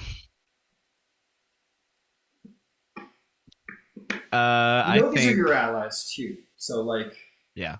Yeah. like keep in mind, you're a powerful wizard. You know, your knowledge. You are an illusionist yourself, in fact, as a role. Mm-hmm. Okay. So the moment frightened you, certainly, but you are an intelligent being. You can understand maybe like there may be magics going on that are making you irrational in this moment, or you play it however you want. Nithroel is your character. I'm just saying it wouldn't be beyond reasonable doubt to say your character is intelligent enough to, Yeah. Yeah. I'll tell you what. Uh, What's your passive investigation? Ooh. Passive investigation is 21. I would say that like a second ago was a chain devil. Like a lesser person would be like, when connected Yeah. to.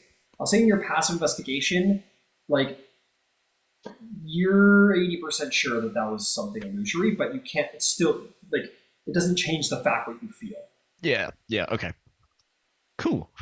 In that case, how much does the is that a are they devils? These are all devils, yeah. Okay. How heavy is the devil's vehicle? Interesting question. Make me a free investigation check. Okay. That'll be 27. Man, I wish you rolled low so I didn't have to tell you. So I wouldn't have to find out. Oh, it says right here. It looks to be not including the weight of the devils, about 3,000 pounds. 3,000 pounds, eh? So 3 tons. Okay. The devils might add maybe Pretty beefy. We'll call it. Yeah, that one's a large one. Getting close to 4. Okay. In that case, I think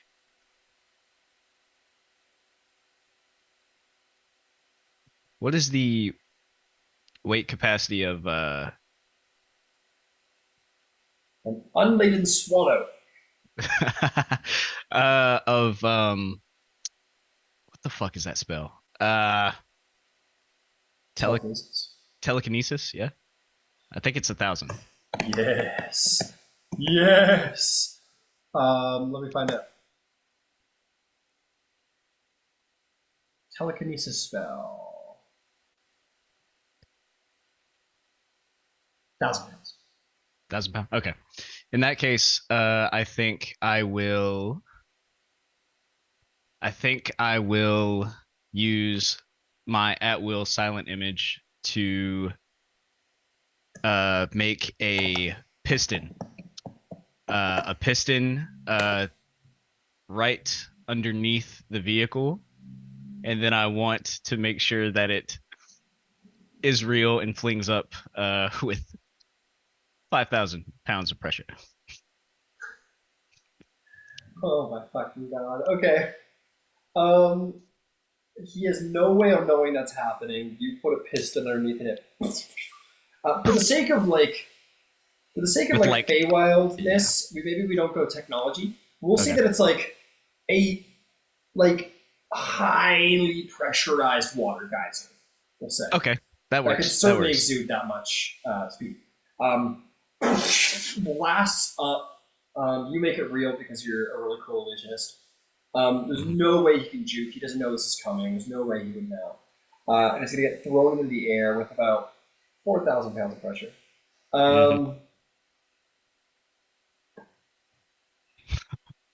Slightly over.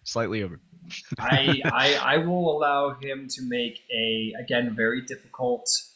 This is going to be a vehicle check. I'll throw dexterity on it, so proficiency plus dexterity. So he's going to have. This is fucked. Okay, so he's going to have a 7. No, not even close. The vehicle goes up into the air. I'm gonna say it only does like a 10 foot up into the air. The damage. You strip the armor off of it, so I'll still give it the damage.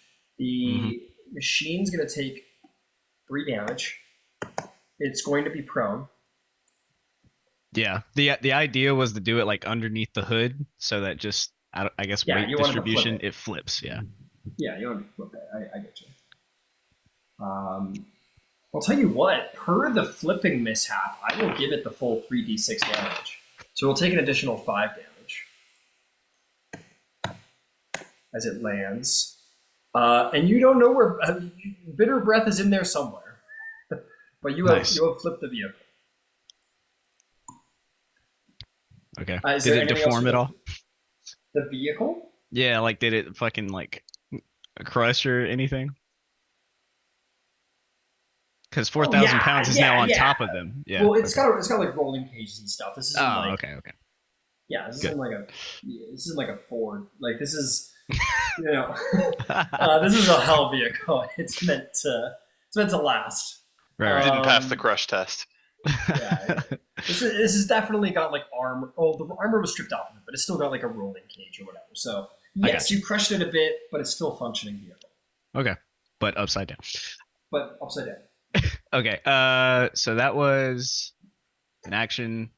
And she'll kind of like, as the geyser like, I guess blows up.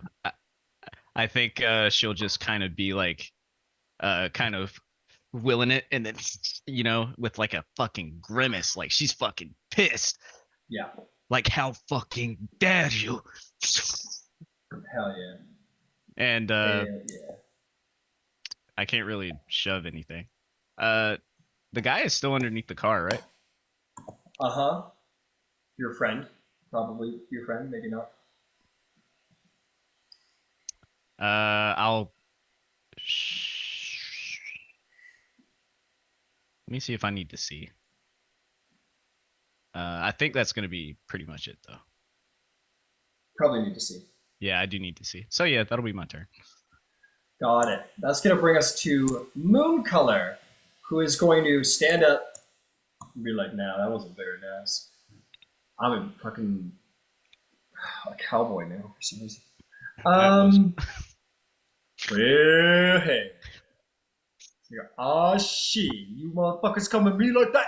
And he's going to God, he's just not built for this kind of thing. He's into helping people. Shit, I'm really helpful though. He's gonna run over. Who's taking damage? Is anyone taking damage? No, you guys are really good. You guys are good at this. I'm taking like a little bit of damage, like 15. A little bit of psychic damage. I think that's about it. You and Trixie. Okay. I think all this unicorn's gonna do is cast Entangle.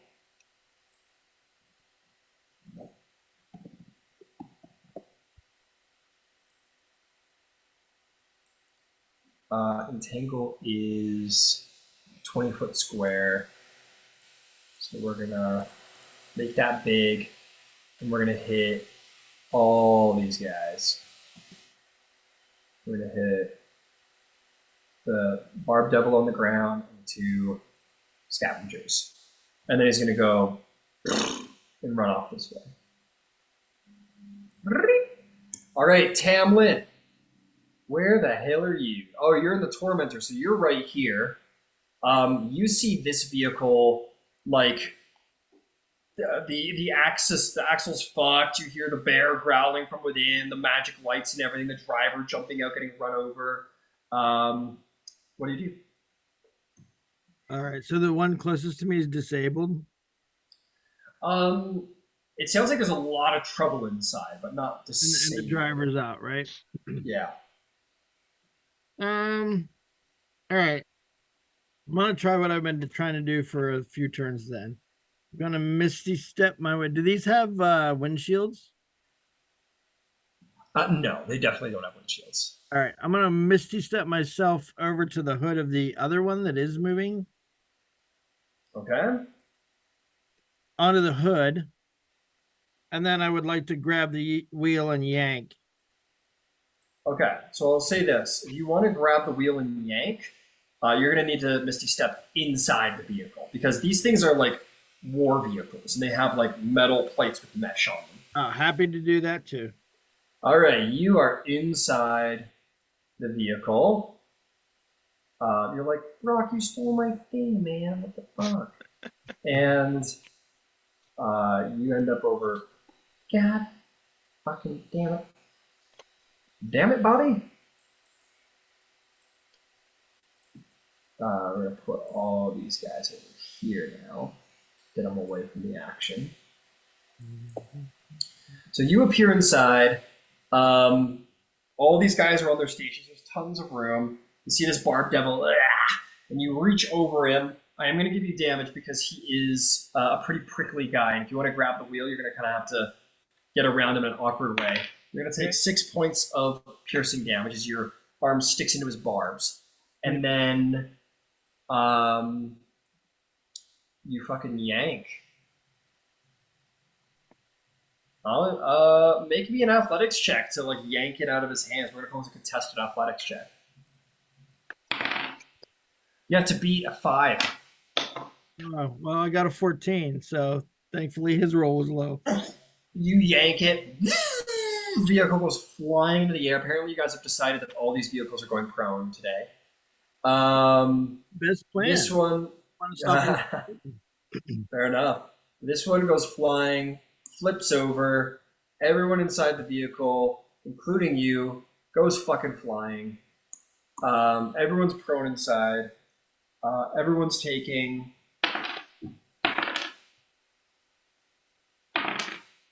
That's going to be 15 points of bludgeoning damage to the vehicle and everyone inside the vehicle.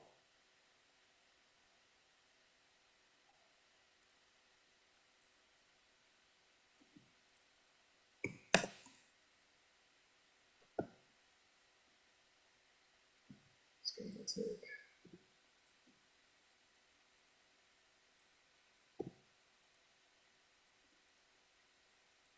Okay, we'll call that your action. To yank the wheel, to technically steal the helm. What now? Bonus action? Oh, you already did bonus action. Yeah, that's probably it then, huh? Yep. All right. Bitter Breath is going to crawl out from underneath. He's going to crawl out of his vehicle. He's going to stand up. He sees the other vehicle go upside down. The other vehicle's going across the battlefield. The Devil's Ride is just smashed on the ground beside him. He's like, fuck this. Let's see.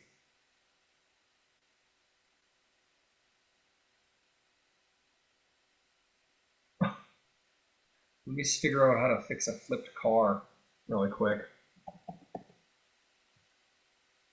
I think in the vehicle descriptions they have a ability for that, don't they? Do that. Yeah. Prone deficiency. Yes. They roll and fall over prone. It can't right itself as Oh. incapacitated until flipped upright. So I need to figure out how to flip it upright.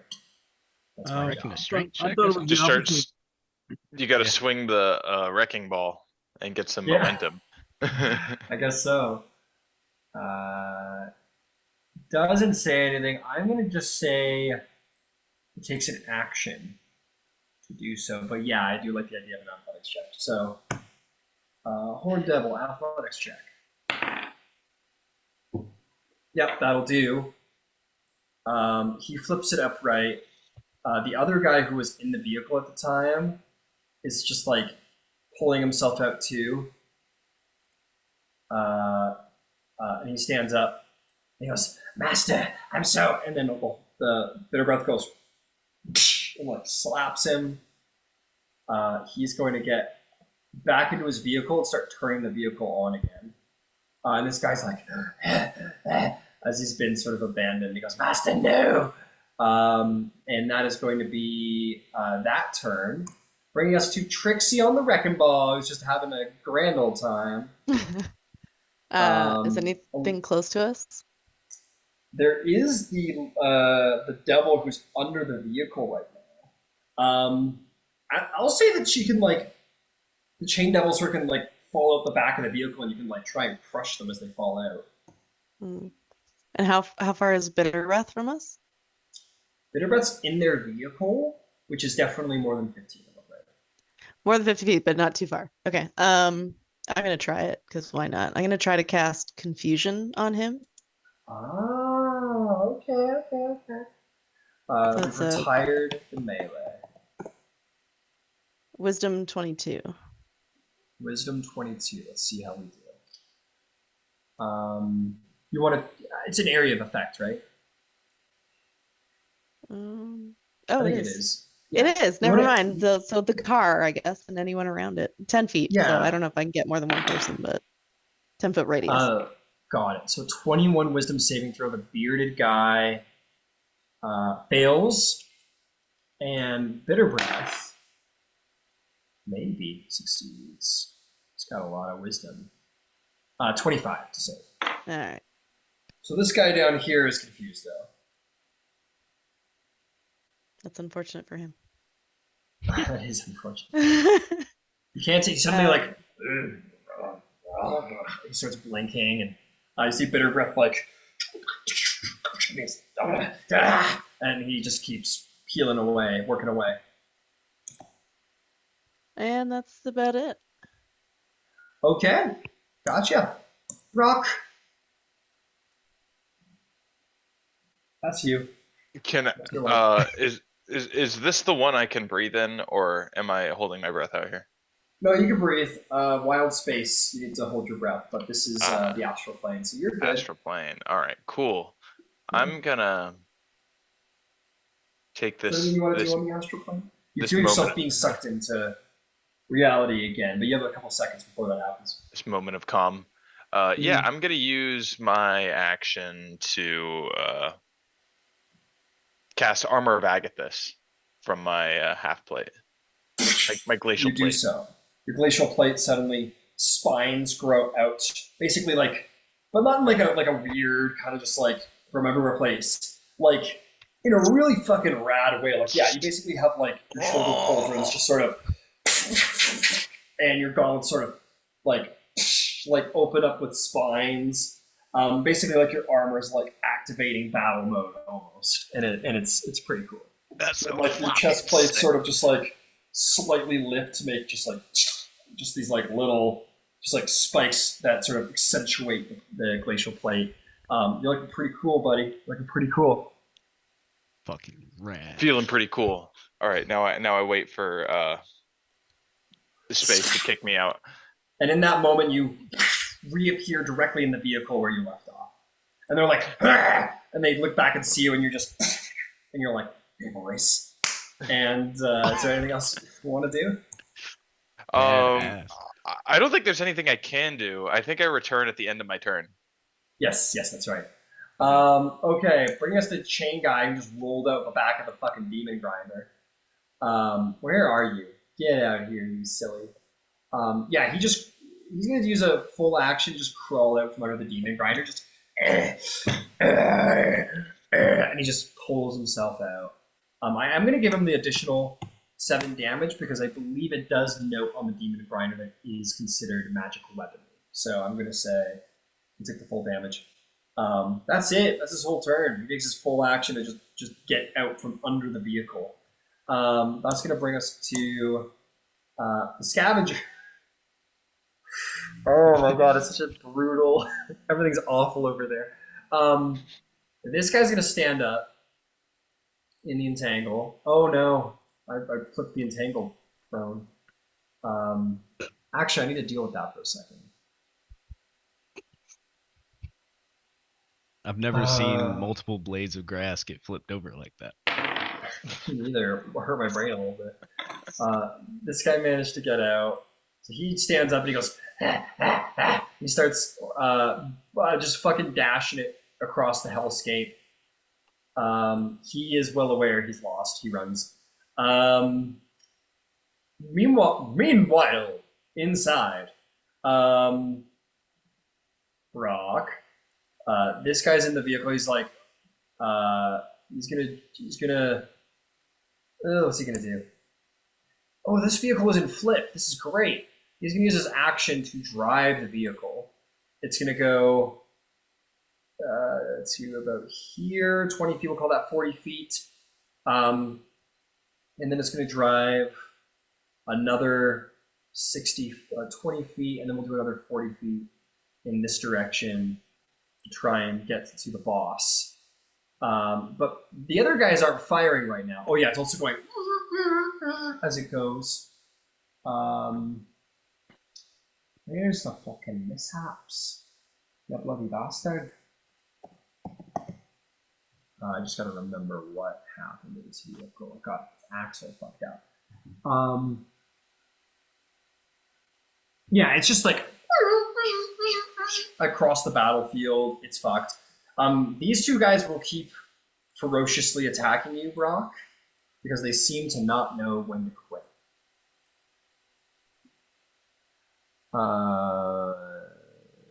Yeah, they seem to be emboldened. They'll attack you, not recklessly this time. But these two guys will just sort of awkwardly fit themselves into a flank. They will get the advantage regardless. Beard is going to miss with a 19. That'll miss. Glaive is going to miss with a modified 20, I think. Yeah, DC 21. Got it. If I still have the +2 from. You don't. You do not anymore, I unfortunately. do not. All right, so they both hit. They both hit. I'll get all the attacks out of the way because I rolled the third one by now. That's going to be 24 to hit for the beard, That'll all hit. and the last one definitely misses with a 14. So 2 beards and a glaive. A glaive does no damage. I need a con save.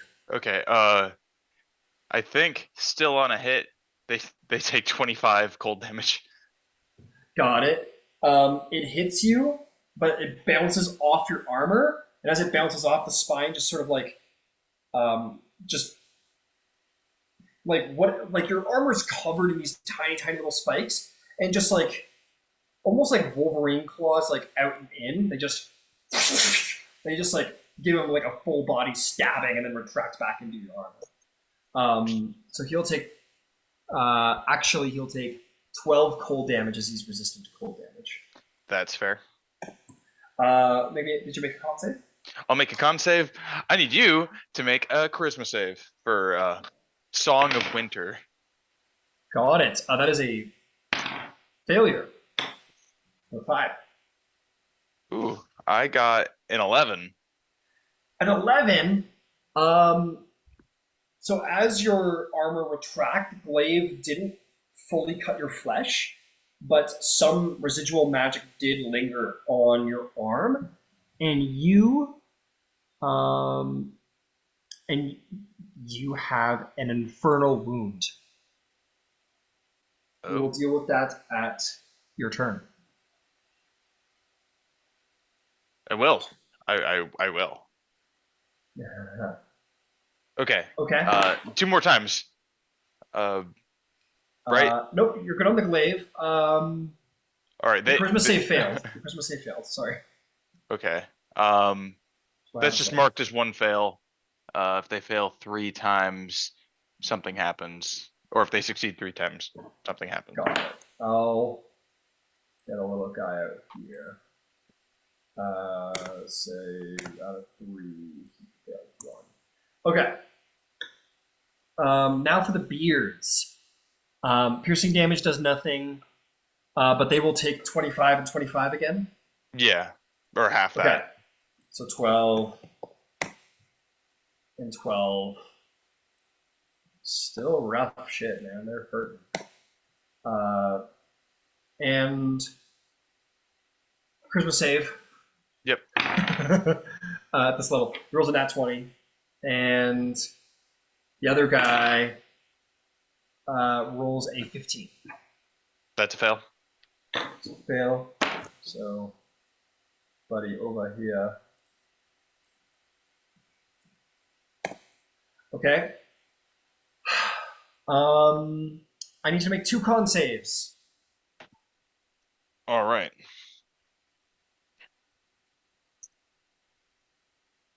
That's a natural 20. Just be your fine. And that is a natural 15 for 25. Yeah, you're totally good. Those don't affect you at all. So that's the situation. They're just cleaving into you. You do catch a little infernal wound, but your armor's just is just carving into them. And they don't know when to quit, man. So as for the other scavenger that's been rocked with Scanlan Scanlan? Scanlan Shorthole, is that you? No.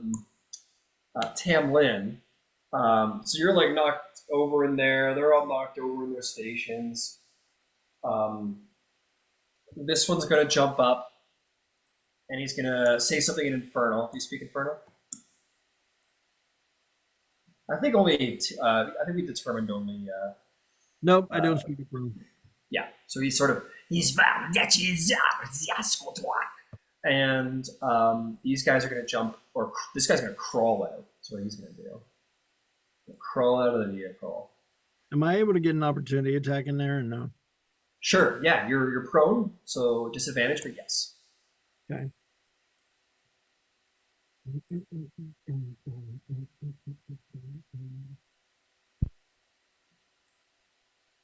Grab his leg. With disadvantage, that's a 13. Disadvantage with a 13. That will not hit, unfortunately. Yep. Sorry. Oh no, that'll just hit. Sorry, the natural armor 13. My apologies. Oh, nice. All right. Well, that works out nicely because, let's see. I have a special feat for this, or not a feat, but relentless Avenger. When you hit a creature with an opportunity attack, you can move up to half your speed immediately after the attack, and as part of the same reaction without provoking opportunity attacks. All right, what's the play? Well, can I use my half speed to get up then? Sure you can. You eliminate the prone immediately. You slash him and then like slam your hand on the ground with enough force that rockets your body into the air. All right. You hit your head on the top of the vehicle because it's and because I have Sentinel, when you hit a creature with an opportunity attack, the creature's speed becomes 0 for the rest of the turn. Fucking shit. So this guy's still in the vehicle. Tried to crawl away, failed to do so. One guy managed to get out, but this guy is stuck on the ground. He's prone, so he can't move. He'll turn around and he'll disadvantage Glaive Beard attack you. So 1 and 1. That's going to be a 10, which misses, and a less than that, and that misses. The other guy at the back is going to stand up and try and help out the boss. So he's going to have advantage because of flank. Beard attack is going to be 20 to hit. Meets it, beats it? Yep. The other one misses for sure, but the beard is going to deal a whopping 3 piercing damage, and I need a con save. Okay.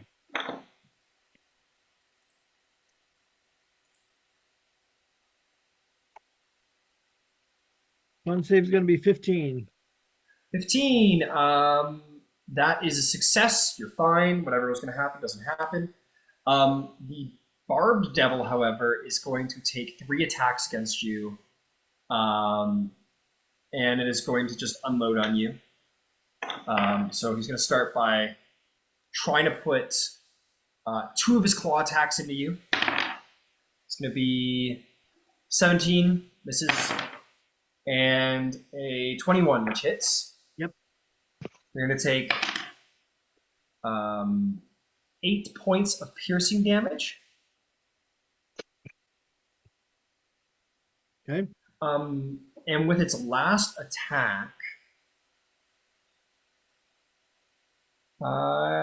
sure, why not? He'll try and grapple you.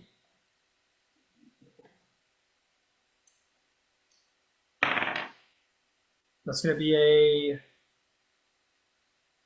a 18 to hit or to Miss. grapple. Yeah, miss. Oh, I'm sorry, 18. Yep. Yeah. So we could test that. Yep.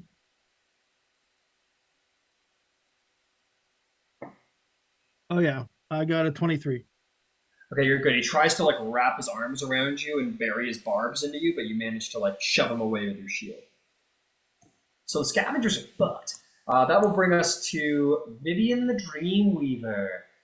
Vivian, you are at the helm of the most monstrous vehicle you've ever dealt with, ever. What do you do? So didn't that guy just get up? This guy over here is confused. This guy behind the vehicle just managed to crawl out from under it. Right, him. Yeah, you want him? Yeah, I was gonna reverse over him or turn. Yeah. Yeah, you can reverse over him for sure. You just, the vehicle's, and you, and fucking just it's got like 6 wheels. Oh You shit! don't even feel it. This thing's got like, this is like a 4-ton. How many tons? This is Probably this really is a good 9. suspension. This is a 9-ton vehicle. So you're just like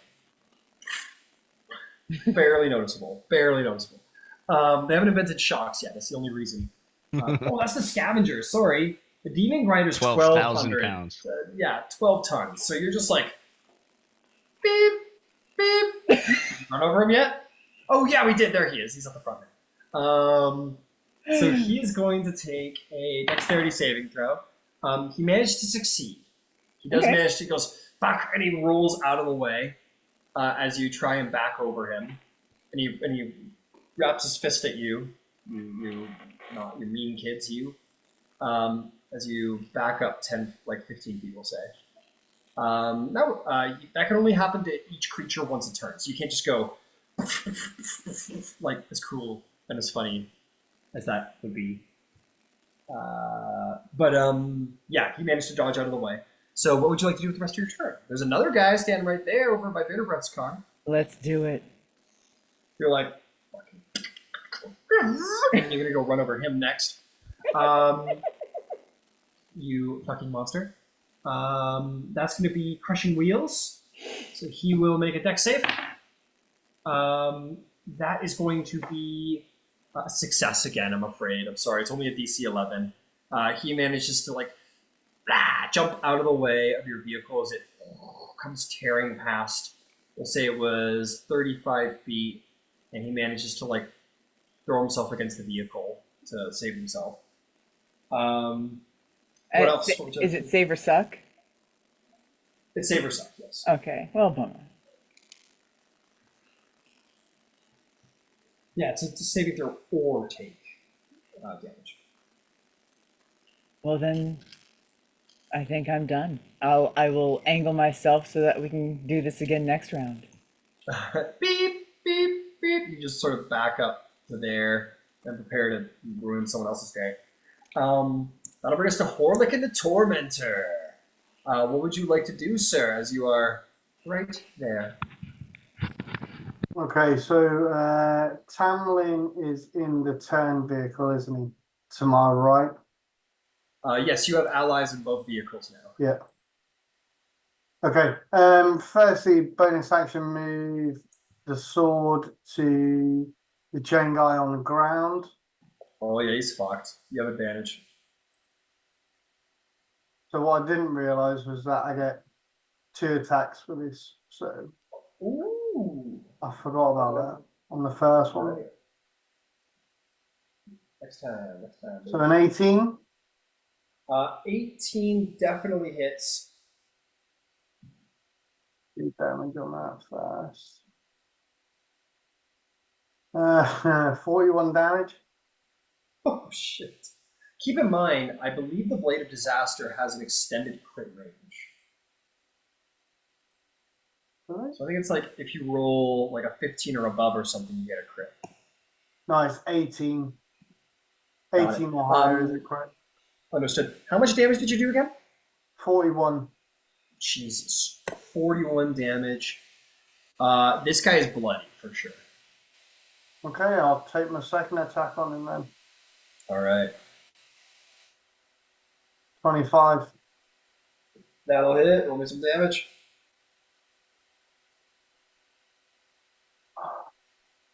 Not so good, 37. 37, not bad. That is An unfortunate gentleman today. In fact, he's a dead one. Your blade slashes over him, sort of turns upright, and just jabs down right into his chest. And as he falls dead to the ground, all of his chains loosen across his body. And he just lays there. He doesn't dissolve into anything. He just dies. Finally get some relief. Okay, and then as my action, how far is the demon grinder from the other tormentor there? Not far at all, like 5 feet. No, sorry. I'd say 50, we're gonna call it 15 feet.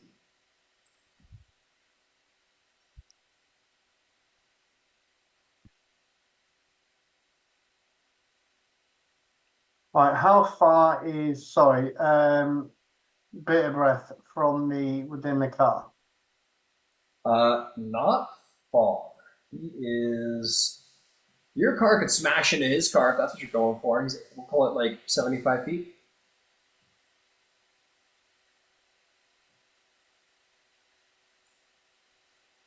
I mean, you trying to question him No, after all. I'm not going to move the car. I'm going to use as my action Rolthrin's Psychic Lance.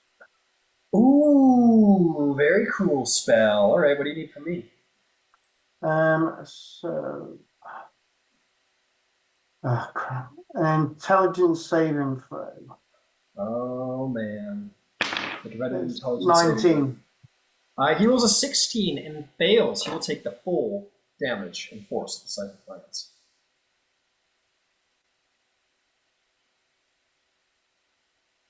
Okay, so that's 33 psychic damage.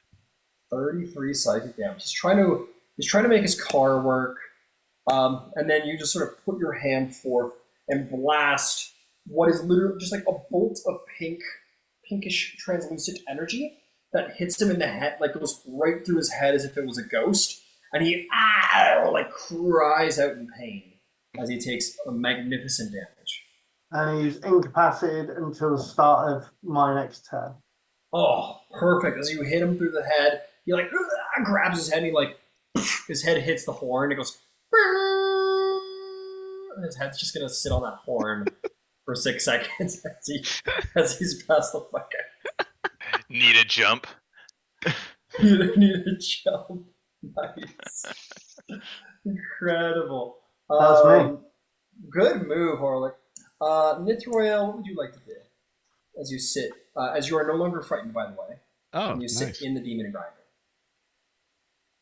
Keep in mind, you can run to other stations. If you wanted to, like, run to, say, like the claw or the crusher at the very front, what is it called? The chompers. You can do that.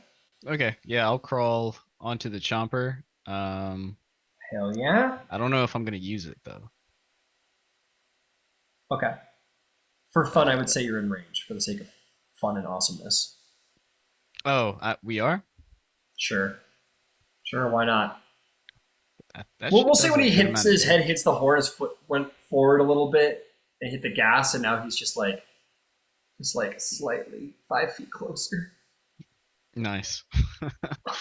In that case, I will use the chomper. Hell yeah! As Roll I'm me a gritting my d20 plus teeth. 9. Gritting my teeth, yelling obscenities. Hell yeah! We love obscenities. That's a 13 on the die, so that turns into a 22. That will certainly hit, as it is also motionless. Go ahead and roll 6d6 plus 4 damage.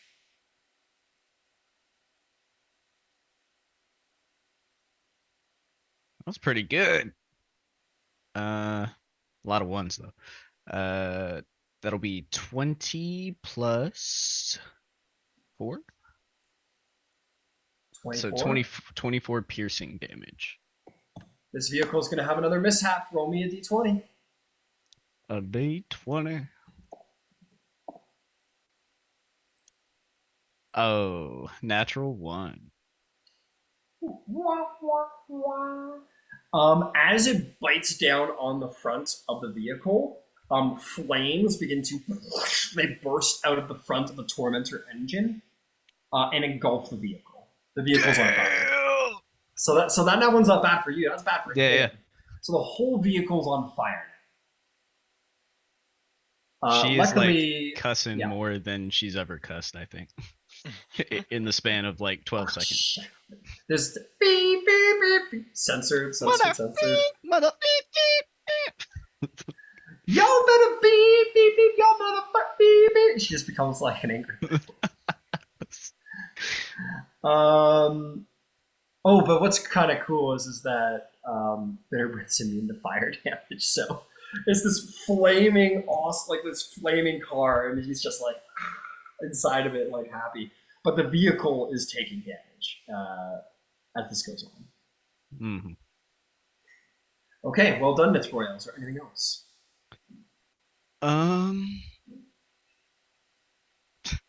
Can I? Actually, no. My apologies. The Tormentor's fucking destroyed. You crunch the front of it, and the Tormentor's no longer functional. You have destroyed this vehicle. On fire, So destroyed. It's on fire, non-functional, busted up, lame ass. All right, does it explode like way bigger than it should be, like a '80s movie? No, it does not. Not yet, anyway. Oh, okay. Maybe it will. I don't know. But Bitterbreath's a little fucked up, right? Like, it's a little fucked up. So I'll tell you what. Actually, this is probably a good point. There's still plenty of battle left, but you guys have, you guys won. And it's about that. I think it's about break time anyway. So let me narrate the conclusion of this battle. Thanks to Horlick, Bitterbreath's head is just on the wheel, and Nithroel just like, and it, the whole thing bursts into flames. Vivian's like, it's gonna blow, and you guys are like, and as you're driving out of the way, fucking mushroom cloud. Mushroom cloud. Oh wait! I gotta think for this. It's like a fucking motorcycle like exploded and it's a fucking nuke. Like Right, yeah. Makes No, like a skull and crossbones in the smoke. I got a thing for this. Hang on. This is supposed to be a. Metallica starts playing. You guys just back up. You get out of the way, and you guys back up, and it fucking explodes. The blade of disaster is just whipping around, slicing heads off. The one vehicle.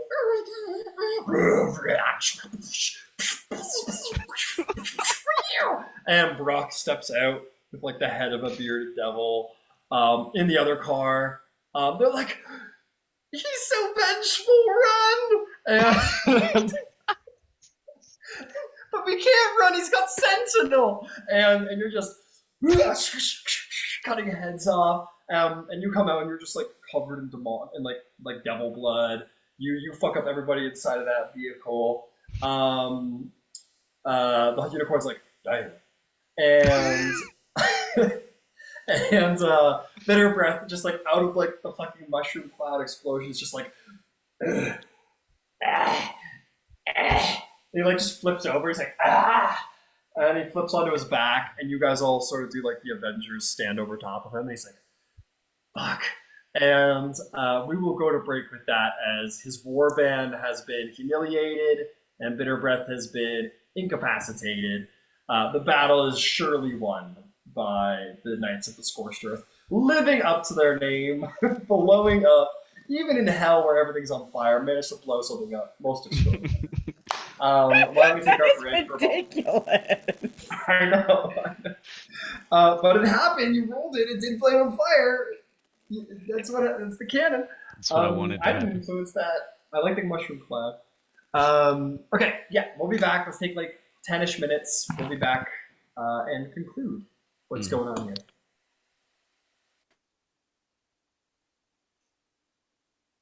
What did we want this guy for again?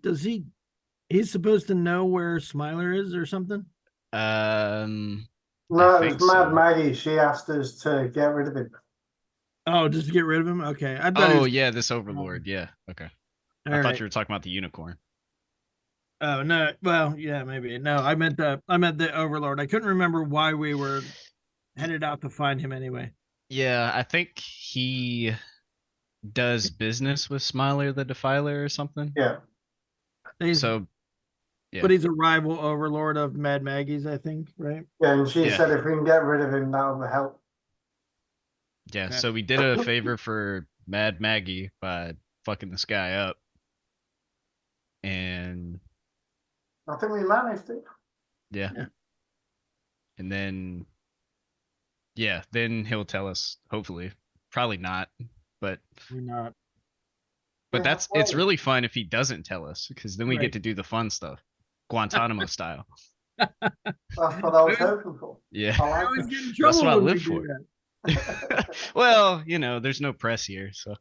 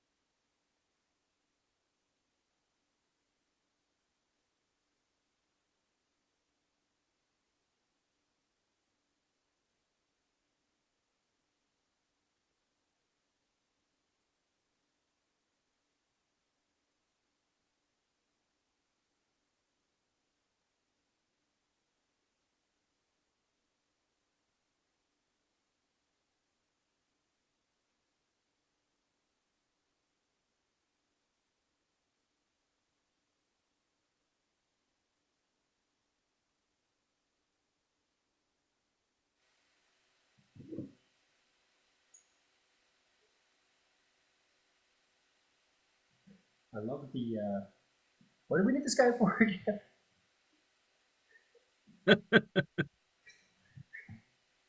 It's like the story of my. I realized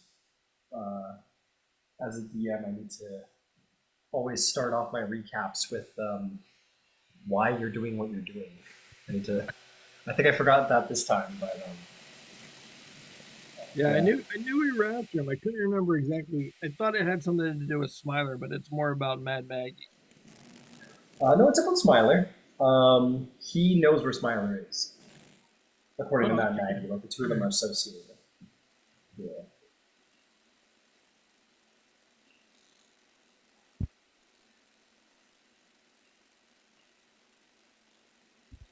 I'm here, by the way. Cool. So cool.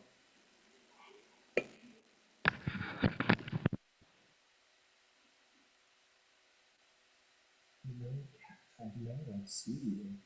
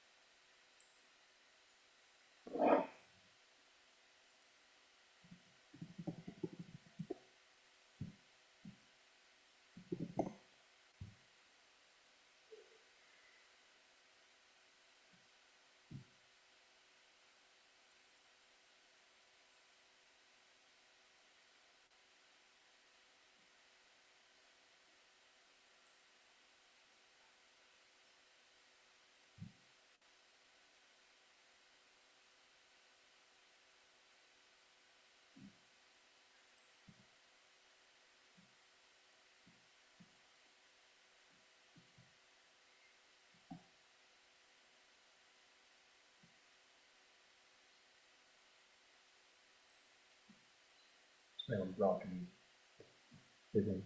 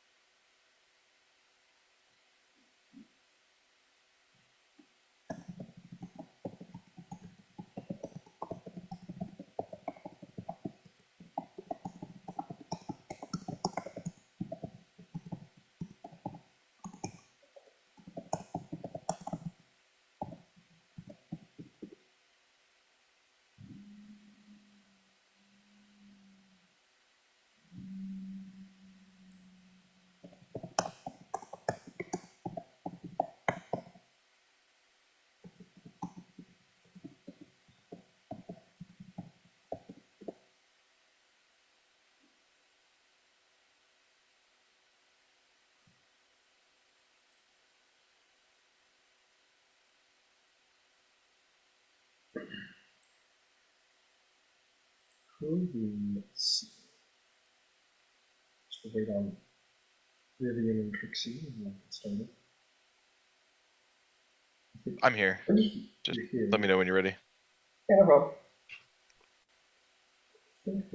Yeah, okay, there we go. Hello. Yeah, I'm here. Just drop me out of the call for a minute. Okay, yeah, no problem. Cool, so let's hop to it then. Let's hop to it. So,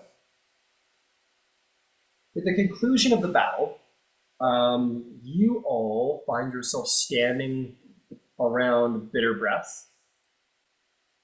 Oh, freeze. Oh, we're back. Cool. Yeah, you all find yourself standing around Bitter Breath, who has been decarred by the power of explosion. I know what we're supposed to do. I'm gonna put my foot on his throat. You do so, and a puff of like ashy hell smoke sort of pours out of his mouth. I mean, this is exactly what Mad Barge told us to do, right? Yeah. To stop on his throat. All right. Weren't we also supposed to find out something about Smiler before we did that? Oh, right, yeah. Here, I'll let up a little bit. So I'll walk up, while Brock's standing over him. And just so you can see. Yes. We have bested you in a lot of ways today. For a warlord, you don't seem to be very good. I need to know one thing, and then maybe we can talk about whether you live or die. Where's Smiler? Make a intimidation check. You will certainly have advantage for that one.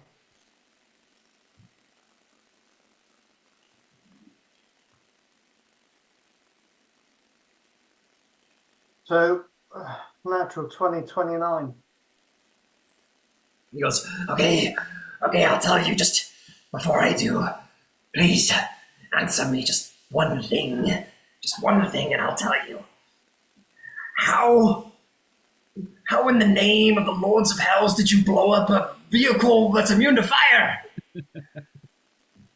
Because we are that good. I guess that must be the only explanation. You Fine. Smiler? Yeah, I'll tell you where Smiler is. Fucking useless. He stole half of my warband out from under me. They call themselves the Defilers now. They, hang on. They don't have a map. Hang on, here it is.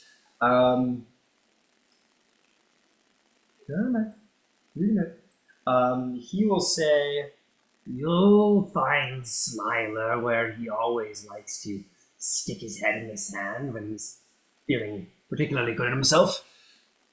go towards, and he points towards the massive draconic skull at the edge of the mountainous. He says, head towards the monument of Tiamat. But before you get there, before you cross the river Styx, you will see a massive obelisk that stands atop a great mountain.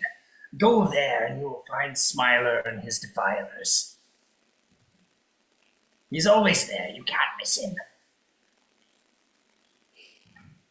All right. Shouldn't they have some soul coins on them that we could procure?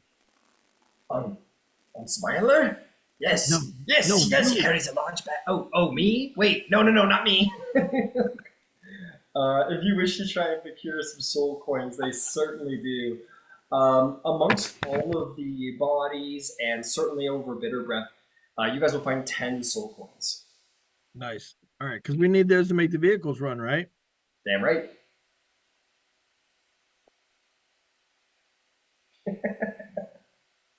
I didn't realize that the vehicles had immunity to fire until after it now happened.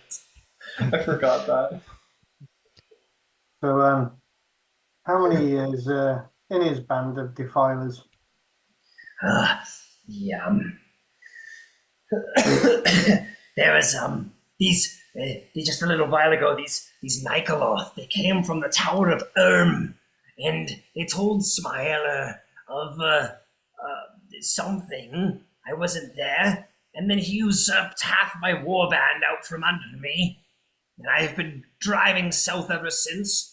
And I saw your vehicles, and I thought I'd claim them for my warband. The only reason you won is because I'm weakened. I'm bored of your stories. Tell me how many men Smiler has. Oh. Not what happened. How many? He has well, there's him, and there's the two Nikoloth, and then there was these other Yugoloth he had at his side. There was the last time I was there was about 8 of them. There should be about, not including Smiler, maybe about 10 in his warband. Okay, and how many vehicles does he have? He has I think he has 3. He has his Devil's Ride, and I think he has 2 Tormentors. But that was a couple days ago. It could have changed since then. Okay. So I'll just turn to the group. Is there anything else we need from this guy? Is there anything particularly useful about the chains that that guy had with him? You look them over. They look to be like normal chains. They're not rusted.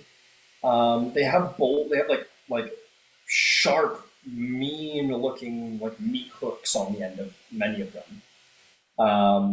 And some of them are lodged into his actual body. Other than that, you can make an Arcana check. Not very good at that.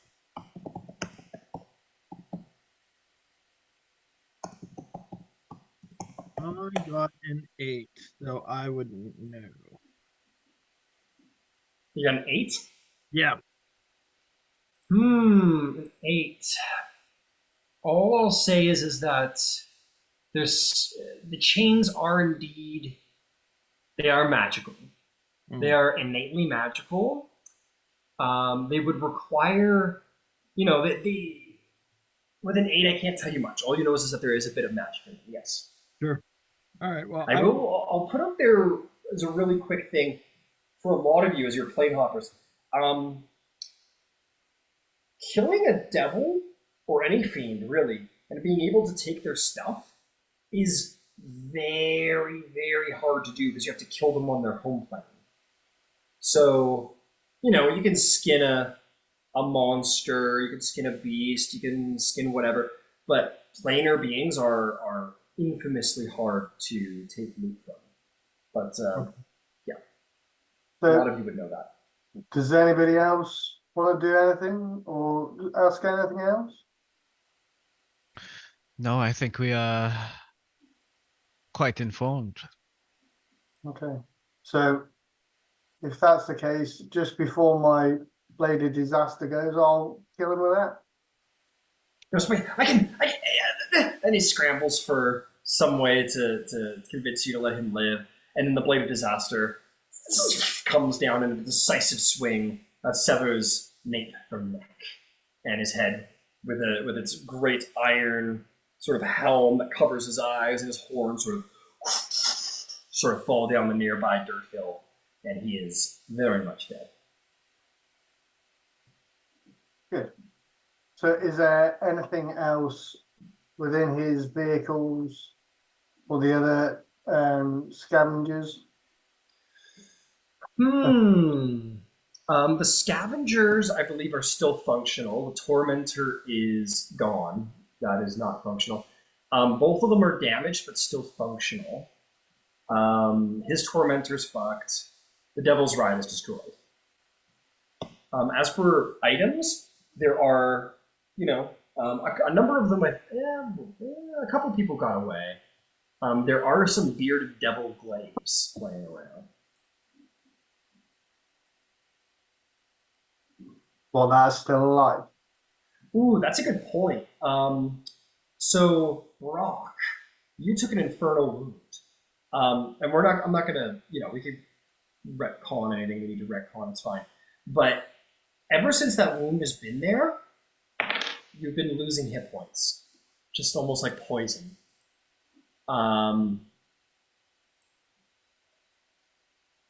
You've been losing like basically a D10 of hit points at the start of every round. This is a wound. This is not a disease. This is not a disease. It is a wound that sits upon your skin, but it never damaged you. It's almost like an infernal mark has been placed upon you that has been damaging you. You've got a lot of. You're a big chunky health guy, so I'll say you've lost like. I'll be very generous and say you've lost like 20 points of health, and you're like, oh wait, this is kind of hurting. I'm a barbarian with all these hit points, and suddenly I'm losing them. I realize that now. I mean, I'll just try. I don't think it's gonna work for very long, but I'll try like a cure wounds. Will that come out of my temporary hit points? Yes, sure, yes. Okay. A cure wounds, Trixie? Yeah. Sure, roll it up, and the wound will indeed close. I don't need a lot. Well, you got 15 because I rolled horribly, but That is exactly what I needed to get to full health. no. Da-da-da-da. Sweet. Thank you. Just wanted to get that out of the way. Yeah. Okay. Go ahead. He's all set. I'm all set. All set. Do we just have extra vehicles now? And a whole bunch of soul coins that we could use to drive them? Maybe we can tow them. Where's the fun in that? I mean, we should at least take one of them, of the two, I think. Right. Yeah. Just We for a trade it. joyride. Around the block, you know. Yeah. And Real if we quick. need to trade it later, like, they're hard to come by. It's true. Yeah. It's an extra one we can give Mad Maggie if we make it back That's to. that's also what I was thinking too. Hmm. You guys like Mad Mag so much. I love her. I thought I was gonna hate it here, but I'm She's loving pretty it great. so far. She's pretty great. I can also reach out to her and give her our approximate coordinates and let her know that there's one and some salvaged if she'd like. And a dead warlord. That would be good. I mean, we're at the end of the day anyway, so we're probably staying here, right? That's I true. don't So know. obviously. Oh, that's not a bad idea. Maybe she'll send out a reward too. So we want to keep one of the scavengers and we're going to give her one? Is that what we're And then trying to do? the bike and the other one that's destroyed, she might be able to fix them up. hmm We keep one that's working, give her one that's working, and two that are busted, but maybe she can take parts or whatever. How many people does it take to operate the two vehicles we have? Technically one. You just need someone at the helm. They're not as useful with one person because they're not armed, but one. So we could take one person out of the tank and put it in one of the scavengers. Mm-hmm. Keep in mind the Yeah, I could- scavenger's damaged. They're like one is in better shape than the other, but they do have damage. All right. Well, one's axle's done, isn't it? So that's Yeah, one's axle is gone. Yeah, we wouldn't take. I don't think we'd take that one. We'd take the one that's in better shape. Yeah. Let me see. The one without armor. Well, that was the one that blew up. So yeah, the one that's in Oh. better shape is basically the one that Brock jumped inside of. That one, it hasn't taken any mishaps. It doesn't require repairs over the hit points. It only has it's only missing 15 hit points out of 150. So that one's doing really good. Sorry about the upholstery. Yeah, the other one is at about half health, and its axis is blown, or its axle is blown. Maggie has the mechanical crows there that can help fix. They do. She does. She does. So, yeah, and you guys are all talking about giving Maggie stuff she can rebuild. Yeah, she could absolutely see to repairs for all of these. All right, then I will cast Ascending to her before we go to sleep. All right, you got the 25 words. Let's hear 'em.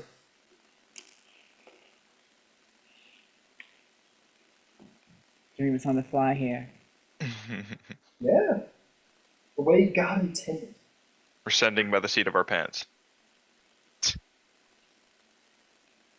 Ah, To my favorite hellish warlord. We've dealt with bitter breath.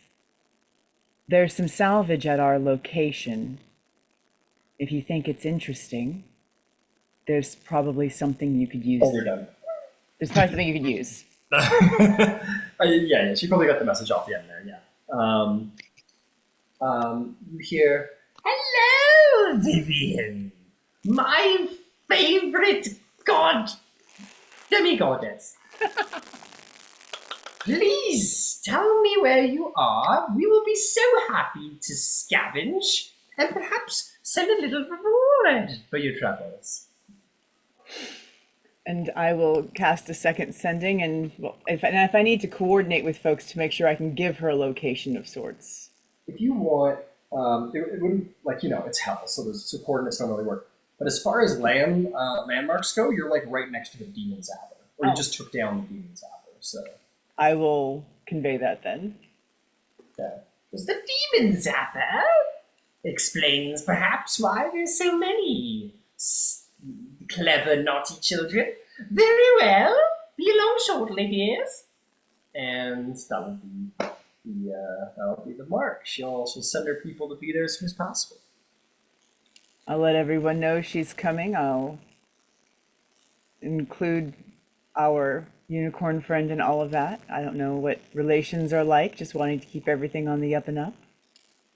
The unicorn is just like, baby, I just want to go back to the Feywild. I'm trying to Elvis now. Can we help? Is there something we can do to help with that? I can't seem to be able to control my accent. I don't know what it is, but I don't know if the Feywild's gonna help with that. I like Elvis unicorn. Elvish. That's right, little lady. Elvish. I could take him to the Feywild. That's what I'm come gonna. back. You know what? Maybe I'll just change my name to Elvish. I like that. Elvish has left the hills. That's what I'm hoping to hear sooner or later. I mean, I could take him to the Feywild and come back, but I thought he was going to come with us for a bit, is what he said, but... Oh, I'll be more than happy to pull my weight. You guys got me out of that there, Zapper. Well, thank you very much, little lady. I'll just be here as long as you need me to. Oh. I mean, if you stick with us, then you'll wind up getting there eventually. That's true. That's all I needed to hear. That is where we're going next. We are caught in a trap, but I would say after defeating that one over there, we're in an Unchained Melody. Boo, unicorn jokes. I love it. I haven't been around Faye in a long time, alright? I just want some fucking levity, alright? I'm trying my best. It's been centuries. I'm totally jumping centuries. Alright, and the unicorn, the artist formerly known as Mooncolor, will hang out with you guys. What the fuck was that? Alright, whatever. Shadow Cat. Alright, you guys gonna settle in for a little rest and wait for the queen herself?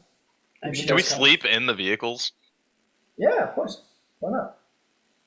Reclined all the way back. I didn't build in recliners. What the fuck? No cup holders. This really is hell. I can give us a place to stay if we don't want to sleep in cars. I feel like Brock wants to sleep in the car. Yeah, why Yeah, he wouldn't we want to definitely sleep does. in the cars? Because never mind. Probably smells like... Vivian looks longingly at Nithroel. Like to sleep in a bed. If there's a comfortable way of sleeping, I'll take that. Thank you. I feel like she was offering us a bed, as opposed to whatever this is. Let's see it. I'm so ready for this. Let's see it. Okay. Nithroel will... Let me You just did brush learn up it on from the something. man himself, didn't you? What are you talking about? I don't know. Never mind.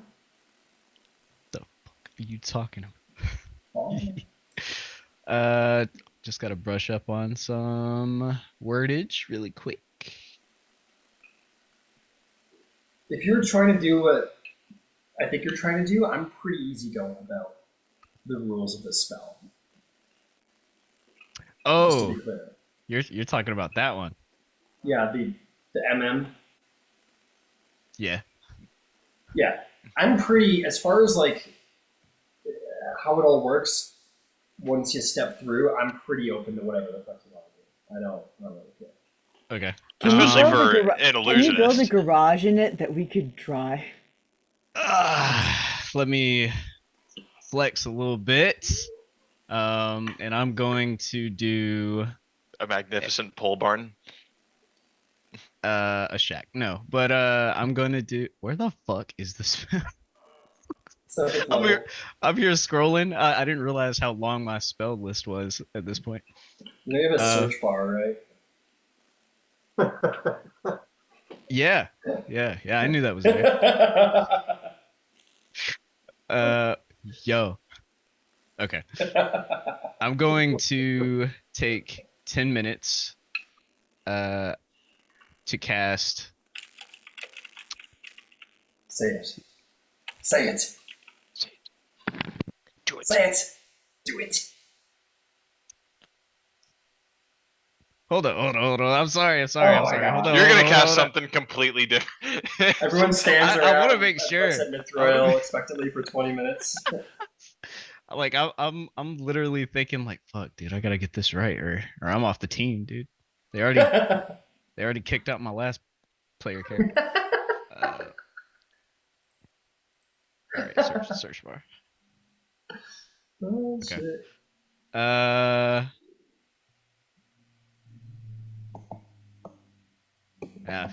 Fuck it. I'm gonna use the wish spell to cast Magnificent Mansion.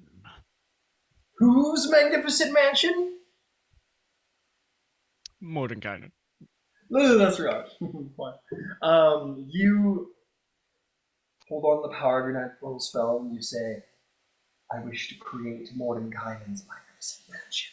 And you feel those vibrations where you can actually conceive the shape of the weave itself, even here in the hells. And it finds and aligns itself to channel that particular spell and makes it so. And with that, it's probably visible right now. So I will say this black iron red hellish door like comes right up out of the earth before all of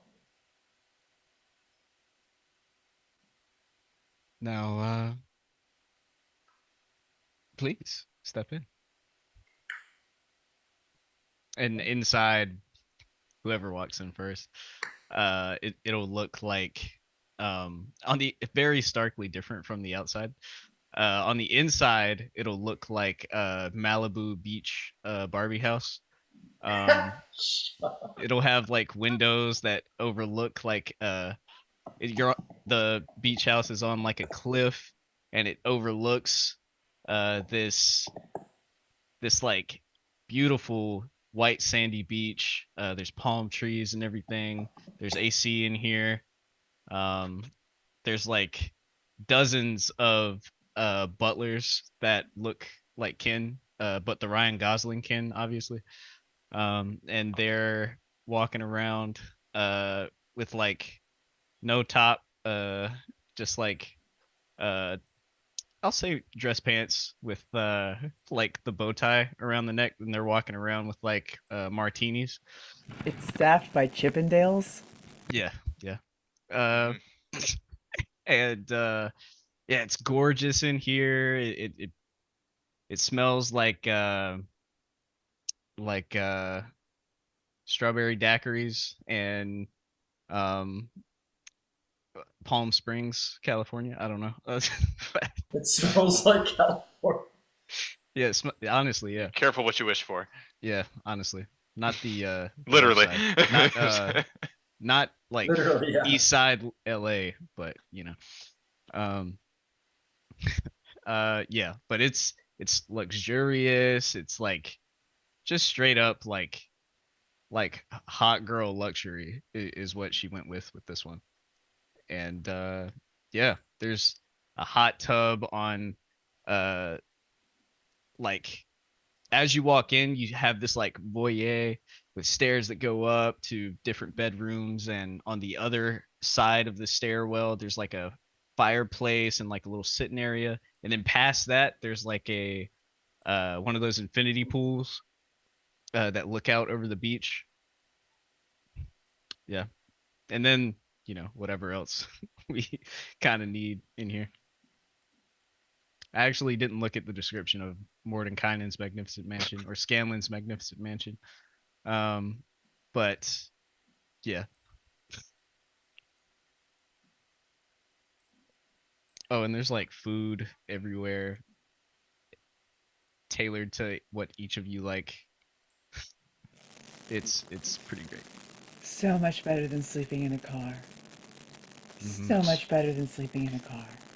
Yes, So that's how you get food into the hells. Indeed. A demi-plane! Also, I can never really sleep unless my thread count is above 3,000. So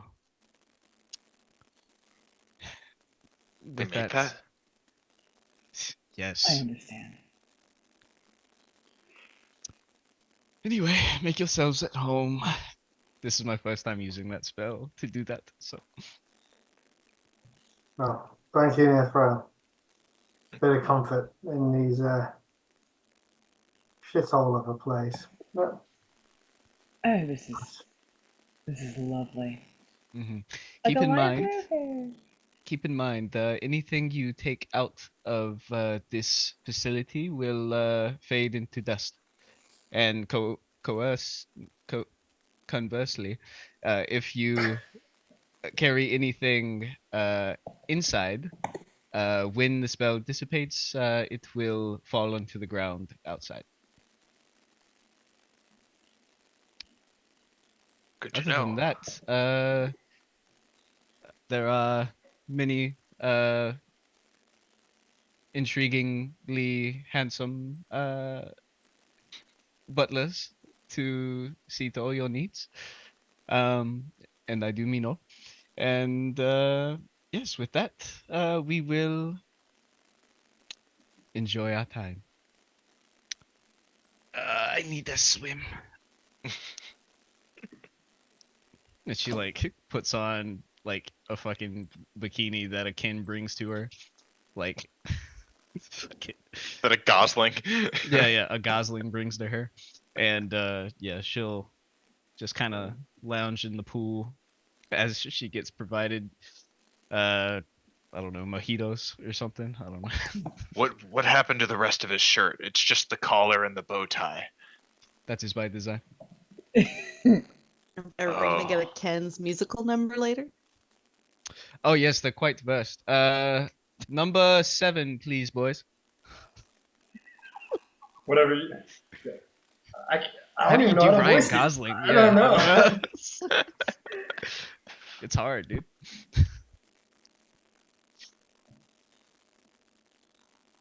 He's just kind of a guy. Yeah, he's just kind of a dude. Oh, he's very Cali. Yeah, true. You just gotta. You can't do it. It's just not. I don't know. I can't do it. I'm not gonna do it. I'm not gonna try. It's over. They can be mad that I can't figure out how to do it. It's hard on the fly, dude. Fuck me, man. Yeah, it is hard. But anyway, you guys appear here at Nithroel's Barbie Beach House,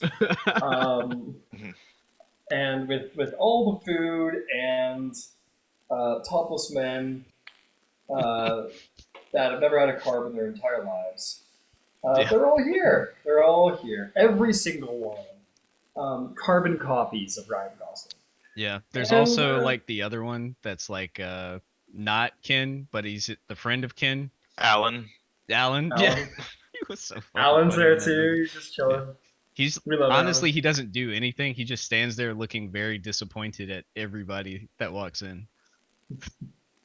He's just there to judge. Yeah.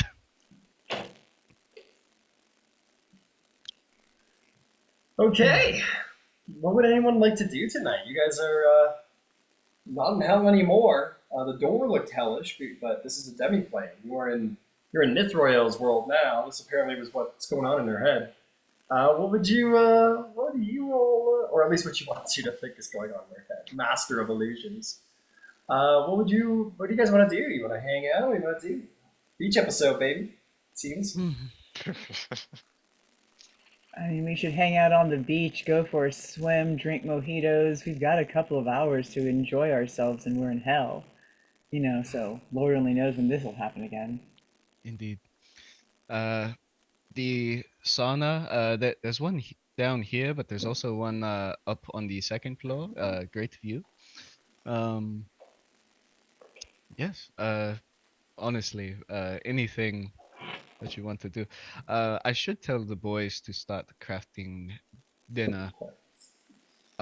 What's on the Crafting special dinner? tonight? Kin number 7? Oh, me? Or okay, yeah. Just gotta look at his. I'm number 7. Yeah. Wait, I can't see what number I have. You only wrote them on our backs. Oh. But what do I got? You know, am I 7? No, you're 7. You're 7. Okay. And that guy's like, okay. No, you're a 10, bro. No, we're all 10s. Yeah. Friends! I'm loving the Kenergy in here. I'm just kidding. No, that was the number 7 music score. Yeah, it's numbered 1 through 77, and that was number 7.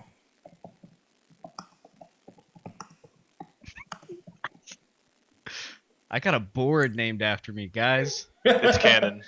It is canon. It's officially in Tailspire. My FBI agent who watches me is like, probably is a great time. He's like, what we Just got took a tonight? turn. Feywild? All right. I like to try and figure out what they're doing. Anyway, yeah. So he says, "Oh shit, what's on the meal tonight? Let's find out." Not carbs. Not carbs. Creatine and protein shake. That's it. It's all keto. It's all keto. Plant-based So- protein. Well, there's we got all kinds of cooked meat. We got chicken. We got barbecue ribs. We've got wings, not breaded, of course. We've got briskets. We got everything you possibly want.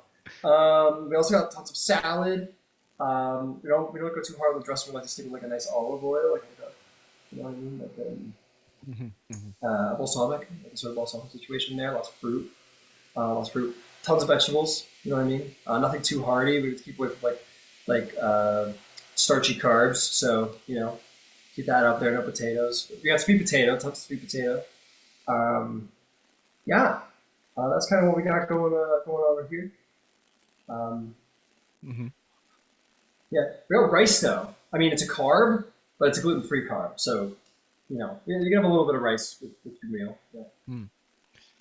Thank you. Can they just make all the food and just put it on a big table and we can just, eat all of it? That just seems easier, right? Yeah, we can do that. We just have no. We just don't make bread. We don't. Family style, right. Doesn't exist. We can use lettuce. No for sugar, wraps. no bread. No sugar, no bread. No sugar, no bread. I kind of like whisper over to everybody. I'm like,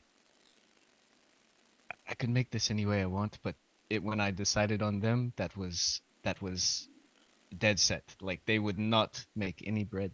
No, none of the, So, sorry, but No carbs. No, it's fine. It's fine. No carbs, no bread, or no carbs, no It's sugar. fine. If we weren't here, we'd be eating paper, so it's an improvement. Yeah, it's just kind of weird they got free will and this is how they're using it. That's good. That's really good. there was a debacle a few years ago apparently with their kind. But so now me and other users of What do you this. mean archive? Shirtless Kens? Yes, all of you, the Uh, wonderful kins. okay. We try to make them feel like that they have some rights. So that is one of them. Well, we should let you know that we are unionized. Yes. And don't show one more love than another, because then they start to get a bit jealous, and then they start fighting each other, but not very well. It's entertaining, but not good if you want. How's food coming, Cooking Ken? relationships. Oh, it's great, Beach Ken. Thanks, man.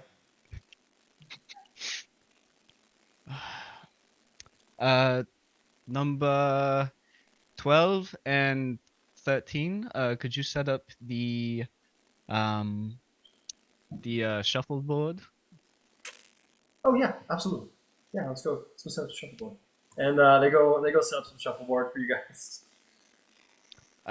20 and 11. Could you please set up the cornhole? You 20 or my 20? No, it's not 20. Okay, yeah, I'm 20. Okay. Oh, cornhole? Yeah, let's have cornhole. And they go set up all of your beach games. Cornhole. And yeah, I think Nithroel will go and start playing cornhole. One of them starts playing jazz on the piano. Mhm. Vivian's drinking and reading a trashy novel. Got a giant hat with big old fucking sunglasses. Hell yeah. It's just I'm just Ken over and over. Yeah. In jazz form on loop. with a I think sax. that's the glasses that says like just Ken on the top of the glasses. Oh The my novel's God. one of those Barbie novels. It's like a Barbie book where you like it only Swan Lake. opens to like one page and that's it. Like Swan Lake and it just opens up to the one thing and that's Yeah, it. it's fake. Plastic. Oh my God. One Ken's just like fanning her with like palm leaf. Each of you get your own. I should have said, by the way. Oh yeah, there's the hot side. Is there anything else we can do for you, Barbie? I mean, Nithroel?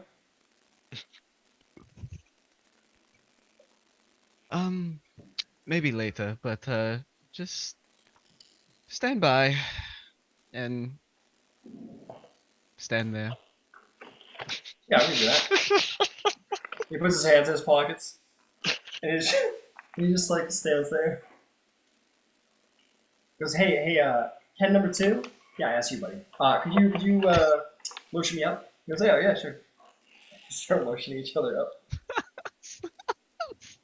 Make sure to get under my delts. Yeah. The Dude, pecs are too big. I gotta get right under there. Yeah. I gotta say, I'm like a fully straight dude. Yeah, gotta clarify. I 100%. Now, playing Can we Nithroel. play the clips? You know what? You know what fully straight. You know what fully straight dudes don't usually feel the urge to say.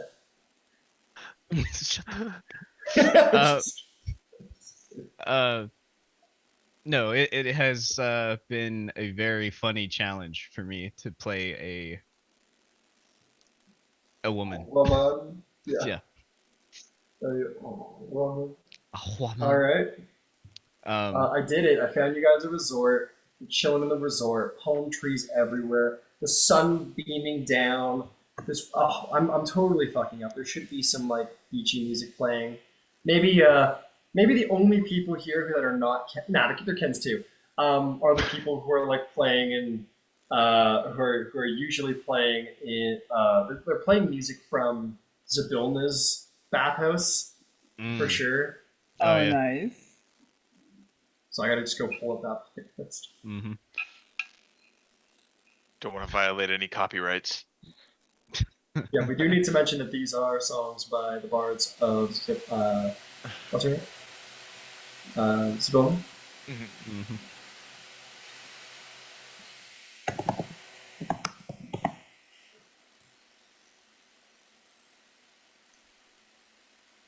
There we go. There we go. That's it.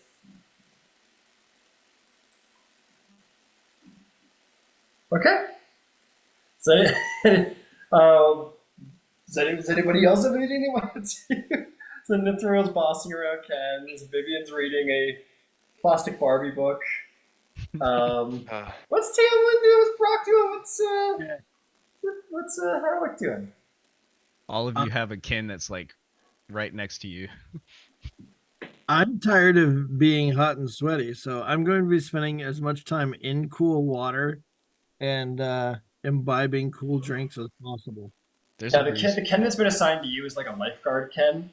Yeah. He's got like a little orange boy on his side, and he goes, "Hey man, you wanna go for a swim? Want a It's beach? cool out there, man." I beach. I'm the lifeguard one. He's beach, so I could save you if anything bad happens. So feel free to go out there. I'll take care of you. Yeah. I'm dead, dude. So yeah, I think he'll probably alternate between spending time in the water to cool off, and then looked like there was a tiki bar over there. Yeah, man, there's a tiki bar over there. There's some Yeah, Kens. so maybe some beachy frozen drinks. Yeah, there's a kid over there. Yes. Yes. I'm Shaker Ken. Yeah, I shaker Ken. I'm not actually trained to bartend, but I do shake. There's a kin for that. Yeah, Do you want a margarita? You gotta talk to Blender Ken. You gotta talk to Blender Ken. Yeah, I'm Martini Ken. I only do shaken martinis. That's all I do. Yeah. And you do it so well. I imagine Tamlin's like going into the water, and the lifeguard kid that's beside him is just like on the beach, like. It's just like he's fucking paranoid. He's just waiting for his moment. Oh, you drown. Oh, okay, you're not drowning. Yeah, like Tamlin just like dunks his head. He's like, "Ooh," and he goes like charging into the water. Tamlin pulls his head back out. He's like, "Oh," blowing a whistle and shit. Yeah, he's blowing the whistle like crazy. And all the Kens turn their heads around. Each Ken's like, "What do I do?" Yo. But yeah, Tamlin, you go over, you get you some margarita. Fantastic. You head over there. The Kens are hooking you up. There's a Ken for every drink. I'm the Moscow Mule Ken. That's the daiquiri Ken over there. Daiquiri That's Ken. the mojito Ken. He's really popular. Banana daiquiris. Banana daiquiris sound good. Oh shit! Do we have a banana daiquiri Ken? Is he on break? Well, go get him. This is his moment. And they went off and they grabbed the Ken. Well, strawberry daiquiri Ken goes and gets banana daiquiri Ken. They come back. Don't ask them for a strawberry banana mix. They'll just start fighting. But they make you what you want. What about you there? What about you two guys? What about Harlock and Rock? I'm gonna lean over to Harlek. Say, how many Kens do you think you could take? Hey, in one go? Or Yeah, in one go. oh, sure, I can take out 110. At once? Wow, that's pretty impressive. You think you can get us 10 Kens? 10 Kens immediately arrive. Goes, yeah, I'm Ken 1, but we're all 10s, you know? But that's 10 over there. And yeah, there's 10 of us right here. Yeah, what can we do for you? How would you like to participate in a friendly spar? A spar? I've never been in a spar before. You don't have. We have spar Ken. You have spar Ken? You have cage fighter Ken? Yeah, we got him too. Cage fighter, boxer. We got cage fighter, we got boxer, we got jujitsu Ken. Bring me your 10 toughest All Kens. right. Okay, We have fencing Ken as well. They've got fencing Ken, they've got bodybuilder Ken, who's just some with the run out. It's like lumberjack Ken. His His arms are stuck like this all the time. the Ryan Reynolds movie where they bring out the like whatever his name is. Oh, No, yeah, yeah. I imagine bodybuilder Got Ken it. is the exact same as all the other Kens. He's the exact, I don't know if it's more funny if he's way more jacked, he's the same as all the other Kens, or he's just the same Ken. It's like a Dumbo. But anyway, they bring you like a series of 10 various Kens. So stupid. One is a bodybuilder Ken, one's a boxer, one's a wrestler, one's a martial artist, like martial arts Ken. He's got like a thing. Oh, tied around Kung his Fu head. Ken! Yeah, Kung Fu Ken. Yeah, they do. They bring out Kung Fu Ken for sure. Yeah, they bring out the 10 toughest like fighting Kens they got. Capoeira Ken. The Yeah, Capoeira. They got dancing Cowboy fighter. Ken. They got Cowboy Ken. He's got a poncho and like a plastic pistol. He goes, hey, I'm Cowboy Ken. And it sounds the exact same as the others. But anyway, they bring you the 10 toughest Kens they got. Alright. Time me. And then I'll tackle one of the Kens. Let's roll. Oh wait, this is perfect. This is perfect. There's 10 of them. Okay. Roll for Ken.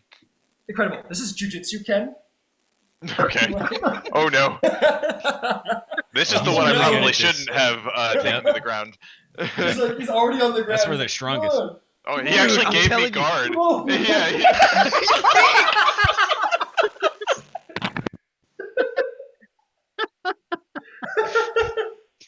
No, dead ass though. Like those Brazilian jiu-jitsu guys, they love like that is their starting move. They'll get on the fucking ground. And, come on. Start Yeah, scooting yeah, towards- they play off your Start back. scooting toward you. Yep. So you tackle Jujutsu Ken to the ground. Make me an athletics check. You're falling into my trap card. Fucking flips. I can't. WWE Ken's there too. Oh my god. Oh no. This is the best. This is the fucking best. 14. You win. Okay. He rolls a natural one, and he dies on top of you, and he gets you in an arm bar, but you just like kind of pick him up while he's on your arm bar. Like his body weight doesn't count for much. He's like Hawkeye muscular. He doesn't have a lot of bulk. So he, lean. Like, he gets you into like the arm bar. He's like, "Oh yeah, I got you now." And you just like he's still on your arm. What do you do? I just kind of slam him into the ground and move on to the next Ken. You slam him onto the ground. He disappears in a puff of like pink smoke, pink blonde smoke, and you go over to the next Ken. This is like boxing Ken. What do you do? I think like he's boxing, so I go low. I just kick him real hard. You just kick him in the shin, and he immediately just into like blonde pink smoke. You go over to the next Ken, and basically what happens, Brock, is like these Kens are all muscle, no substance, and they are per the wording of Magnificent Mansion. I believe they have like 1 hit point, and they can't. That's it. Probably. I don't know. They have, like, I casted the spell from alternative means. Yeah, they have like 1 hit point, and they're not combatants with any sense of the word. And you just start like you realize you can just like flick one in the head hard enough, and it'll disappear, and you just start working your way through Kens, and it's not difficult. It's not difficult. WWE Ken's like, what does he do? He goes like, "You want to take on the champion? I mean, I'm champion Ken. You know, you want to take on the champion?" And he just keeps talking like Ryan Gosling. He doesn't like go Hulk Hogan or anything. And you go over and you just, oh man. You go up to Kratos Ken. He's got like the red mark. Oh. And he goes, "You think you can take me, boy? Really? Come on." Boy. I'm Ken. You can take me? Come on. And you just take him out too. Yeah, you make your way through some Kens, man. These guys don't have a lot of substance, unfortunately. I mean, I got some enrichment out of that. A staff of 100 near transparent servants attend all who enter. You decide the visual appearance of the servants as well as their attire. They're completely obedient to your orders. Each servant can perform any task a normal human servant could perform, but they can't attack or take actions that would directly harm another creature. So every time you go to attack one, like they're all heart, no fight. They're like, oh, come on, I'm ready. Today's the day. And you're like, well, come on, hit me. And he's like, I'm going to him, just winding up for, and you take him out. And but yeah, you have an enriching experience of taking out the 10 toughest Kens that are not allowed to harm anybody. Sorry, I popped 1/10 of your Kens. I think they just come back. Yeah, I think they show I'm up not again. sure. They're like, I want to rematch a couple of them. So and you go over and just they fuck off. They just keep coming back to you like every 30 minutes or so. Like Yeah. one by one. Right, they go get a mojito to build up their courage. Yeah. Come on, Kens, Ken, you let's, got this. Come on, Kens, let's go have a drink. Getting his shoulders rubbed by another Ken. A massage Ken. Come on, you massage Ken. There's a boxing coach Ken that's like telling all the other Kens, like, listen, you gotta fight. You gotta. Yeah, Kung Fu Ken. He's like, okay, we're gonna do some wash on stuff. I saw this cool movie. We're gonna do a little Mr. Miyagi. Okay. What about, so Harlech, Brock's like, I take like a short time of him, and you see him go and just like no fight and just take them all out. Wins over and over. What are you doing? What are you doing, buddy? So I'll wait till they're all 10 are back in one group and just wait for they're all huddled up, and I'll just cast Circle of Death around them and Oh be my gone in one go. Like, this is it. Ken's, we're doing real good. And Karate Ken's like, yeah, absolutely, man. This is, and suddenly, and they're like, and their skin melts off their face, and like their spirits come out of their mouths, and their eyeballs just like pop in their heads, and you circle with death the shit out of them, a wicked high level necromancy spell. You just And I'll just disintegrate turn to them. Brock and just say, that's how easy it is. Don't have to fight them like you do. So, did I win? Oh, I shit. think you won. Okay. Karate Ken comes back and goes, hey, that was a good fight, man. Good job. I wish I want to know how you do such good kung fu, to you, Harlech, specifically. It's like your kung fu is so good, it's so powerful. I didn't even have to touch me. I was incredible. How'd you do that? Yeah, let me know. I just palm in his face and walk off. And you walk off. Shaker Ken's still there, shaking. He's been doing it for the last 20 minutes. Yeah, you head off. And yeah, you guys have a great time at the beach. You're chilling, reading a trashy novel, beating the shit out of Kens, disintegrating their flesh down to nothing. Trixie? Where's Trixie at? What's Trixie up to?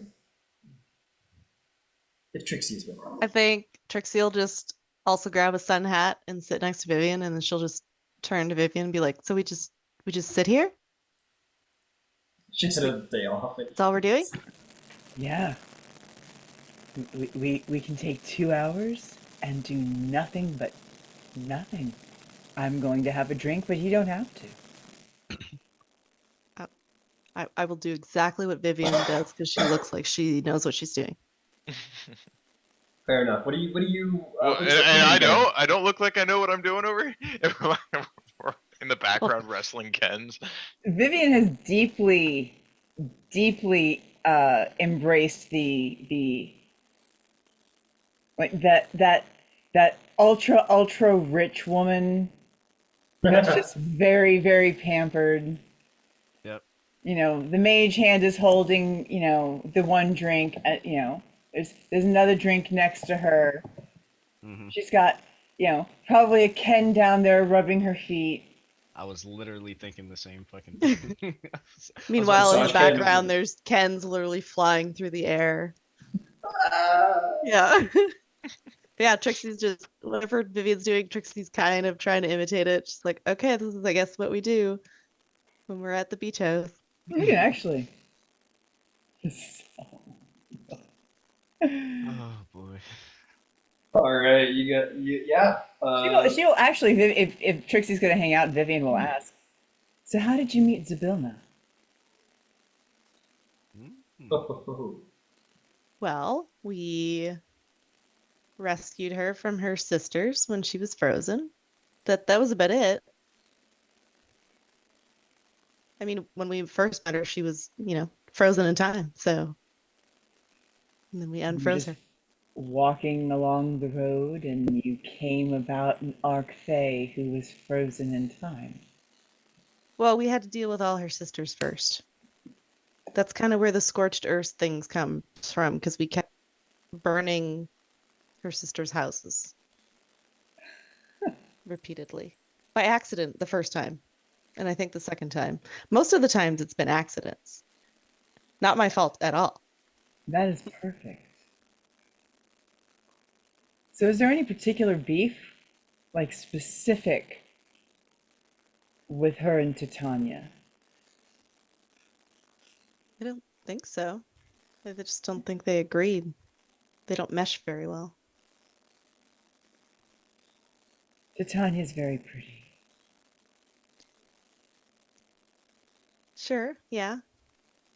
I find her kind of annoying, if I'm being honest, but yeah, sure. She's very pretty when she's quiet. Sure.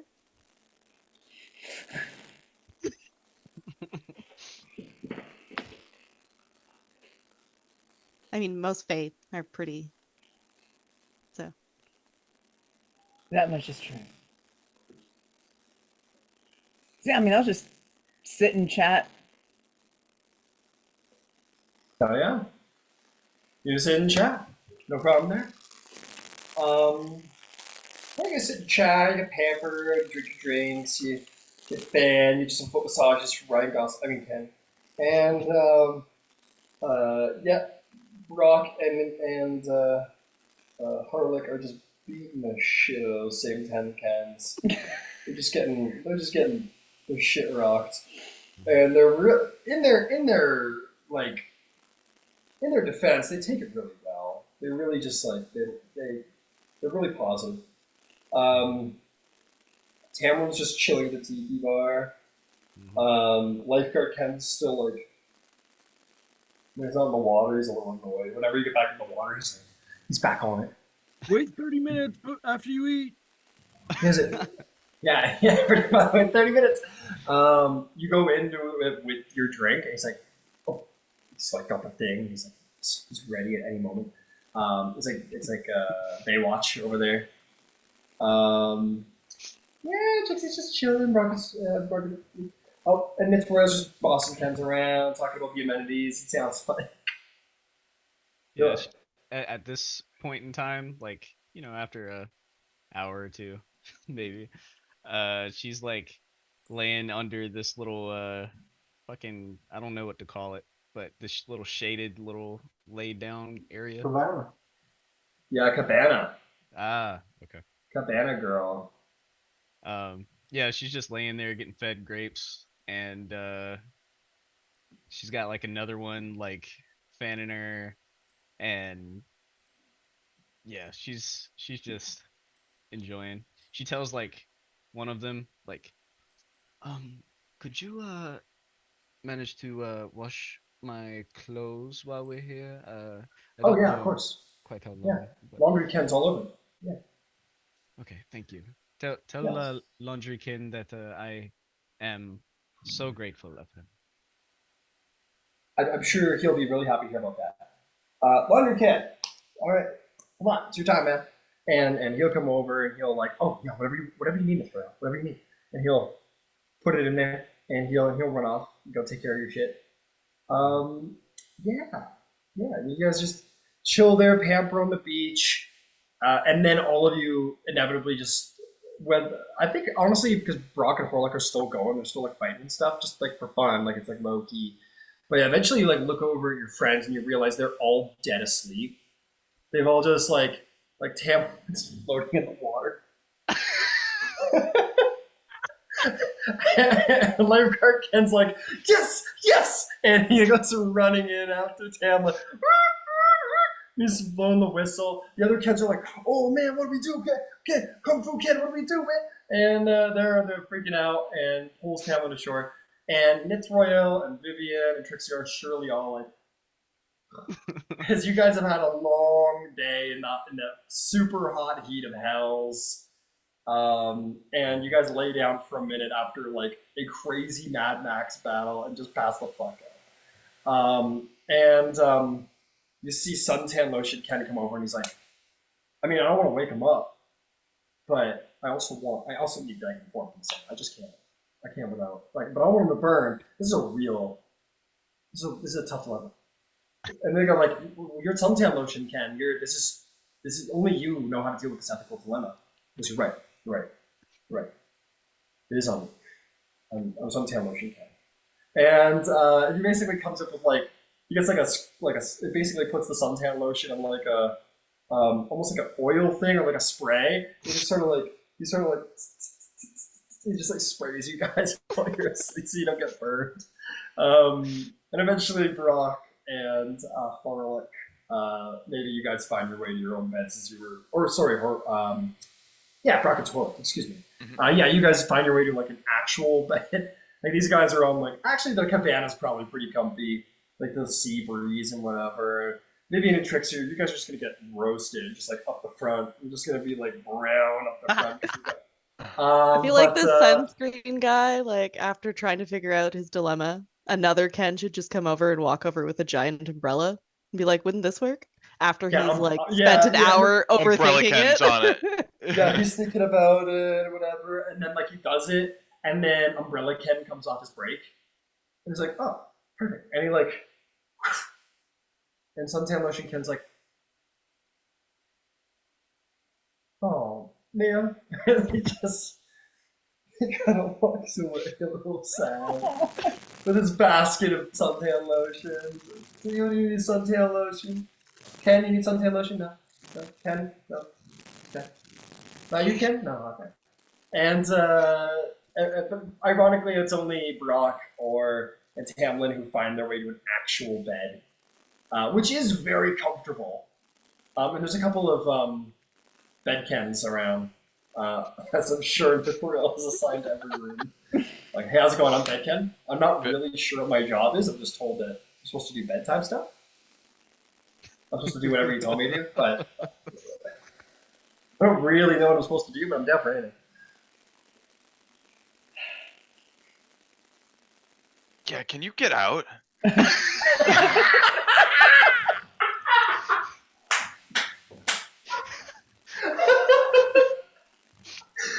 And inspiration to use here. That was the best possible points. There's two more in every room. There's two more in every room. Oh man! So you guys had to get out. All right, you guys head down. You guys definitely get a long rest. And in the morning, you can head out and see Mad Maggie. But I gotta say, that's probably where the session's at. Can you get out? Oh man, that was a fun little like surprise beach session, like a little stick thrown in us. In the middle that was of hell. fucking hilarious. Oh shit! You get out. This game is the most random. I love it. I know. It's so stupid. I love being a wizard so fucking much, dude. Oh my god, it is the best. I feel better. I didn't know I didn't feel good, but now I know I feel better. I know. You're welcome. It's just good stuff. It's good stuff. It's great content.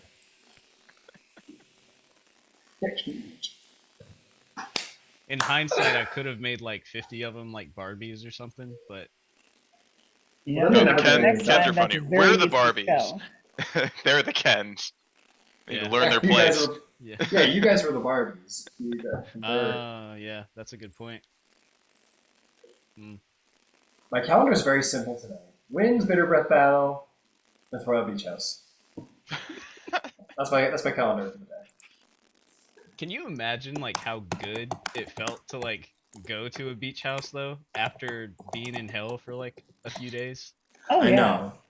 Oh, Like being like catered to and fucking No, that was the scenery. Oh my god. that's why when Brock was like, "Let's sleep in the car," and Nithroel was like, "But," Vivian was like,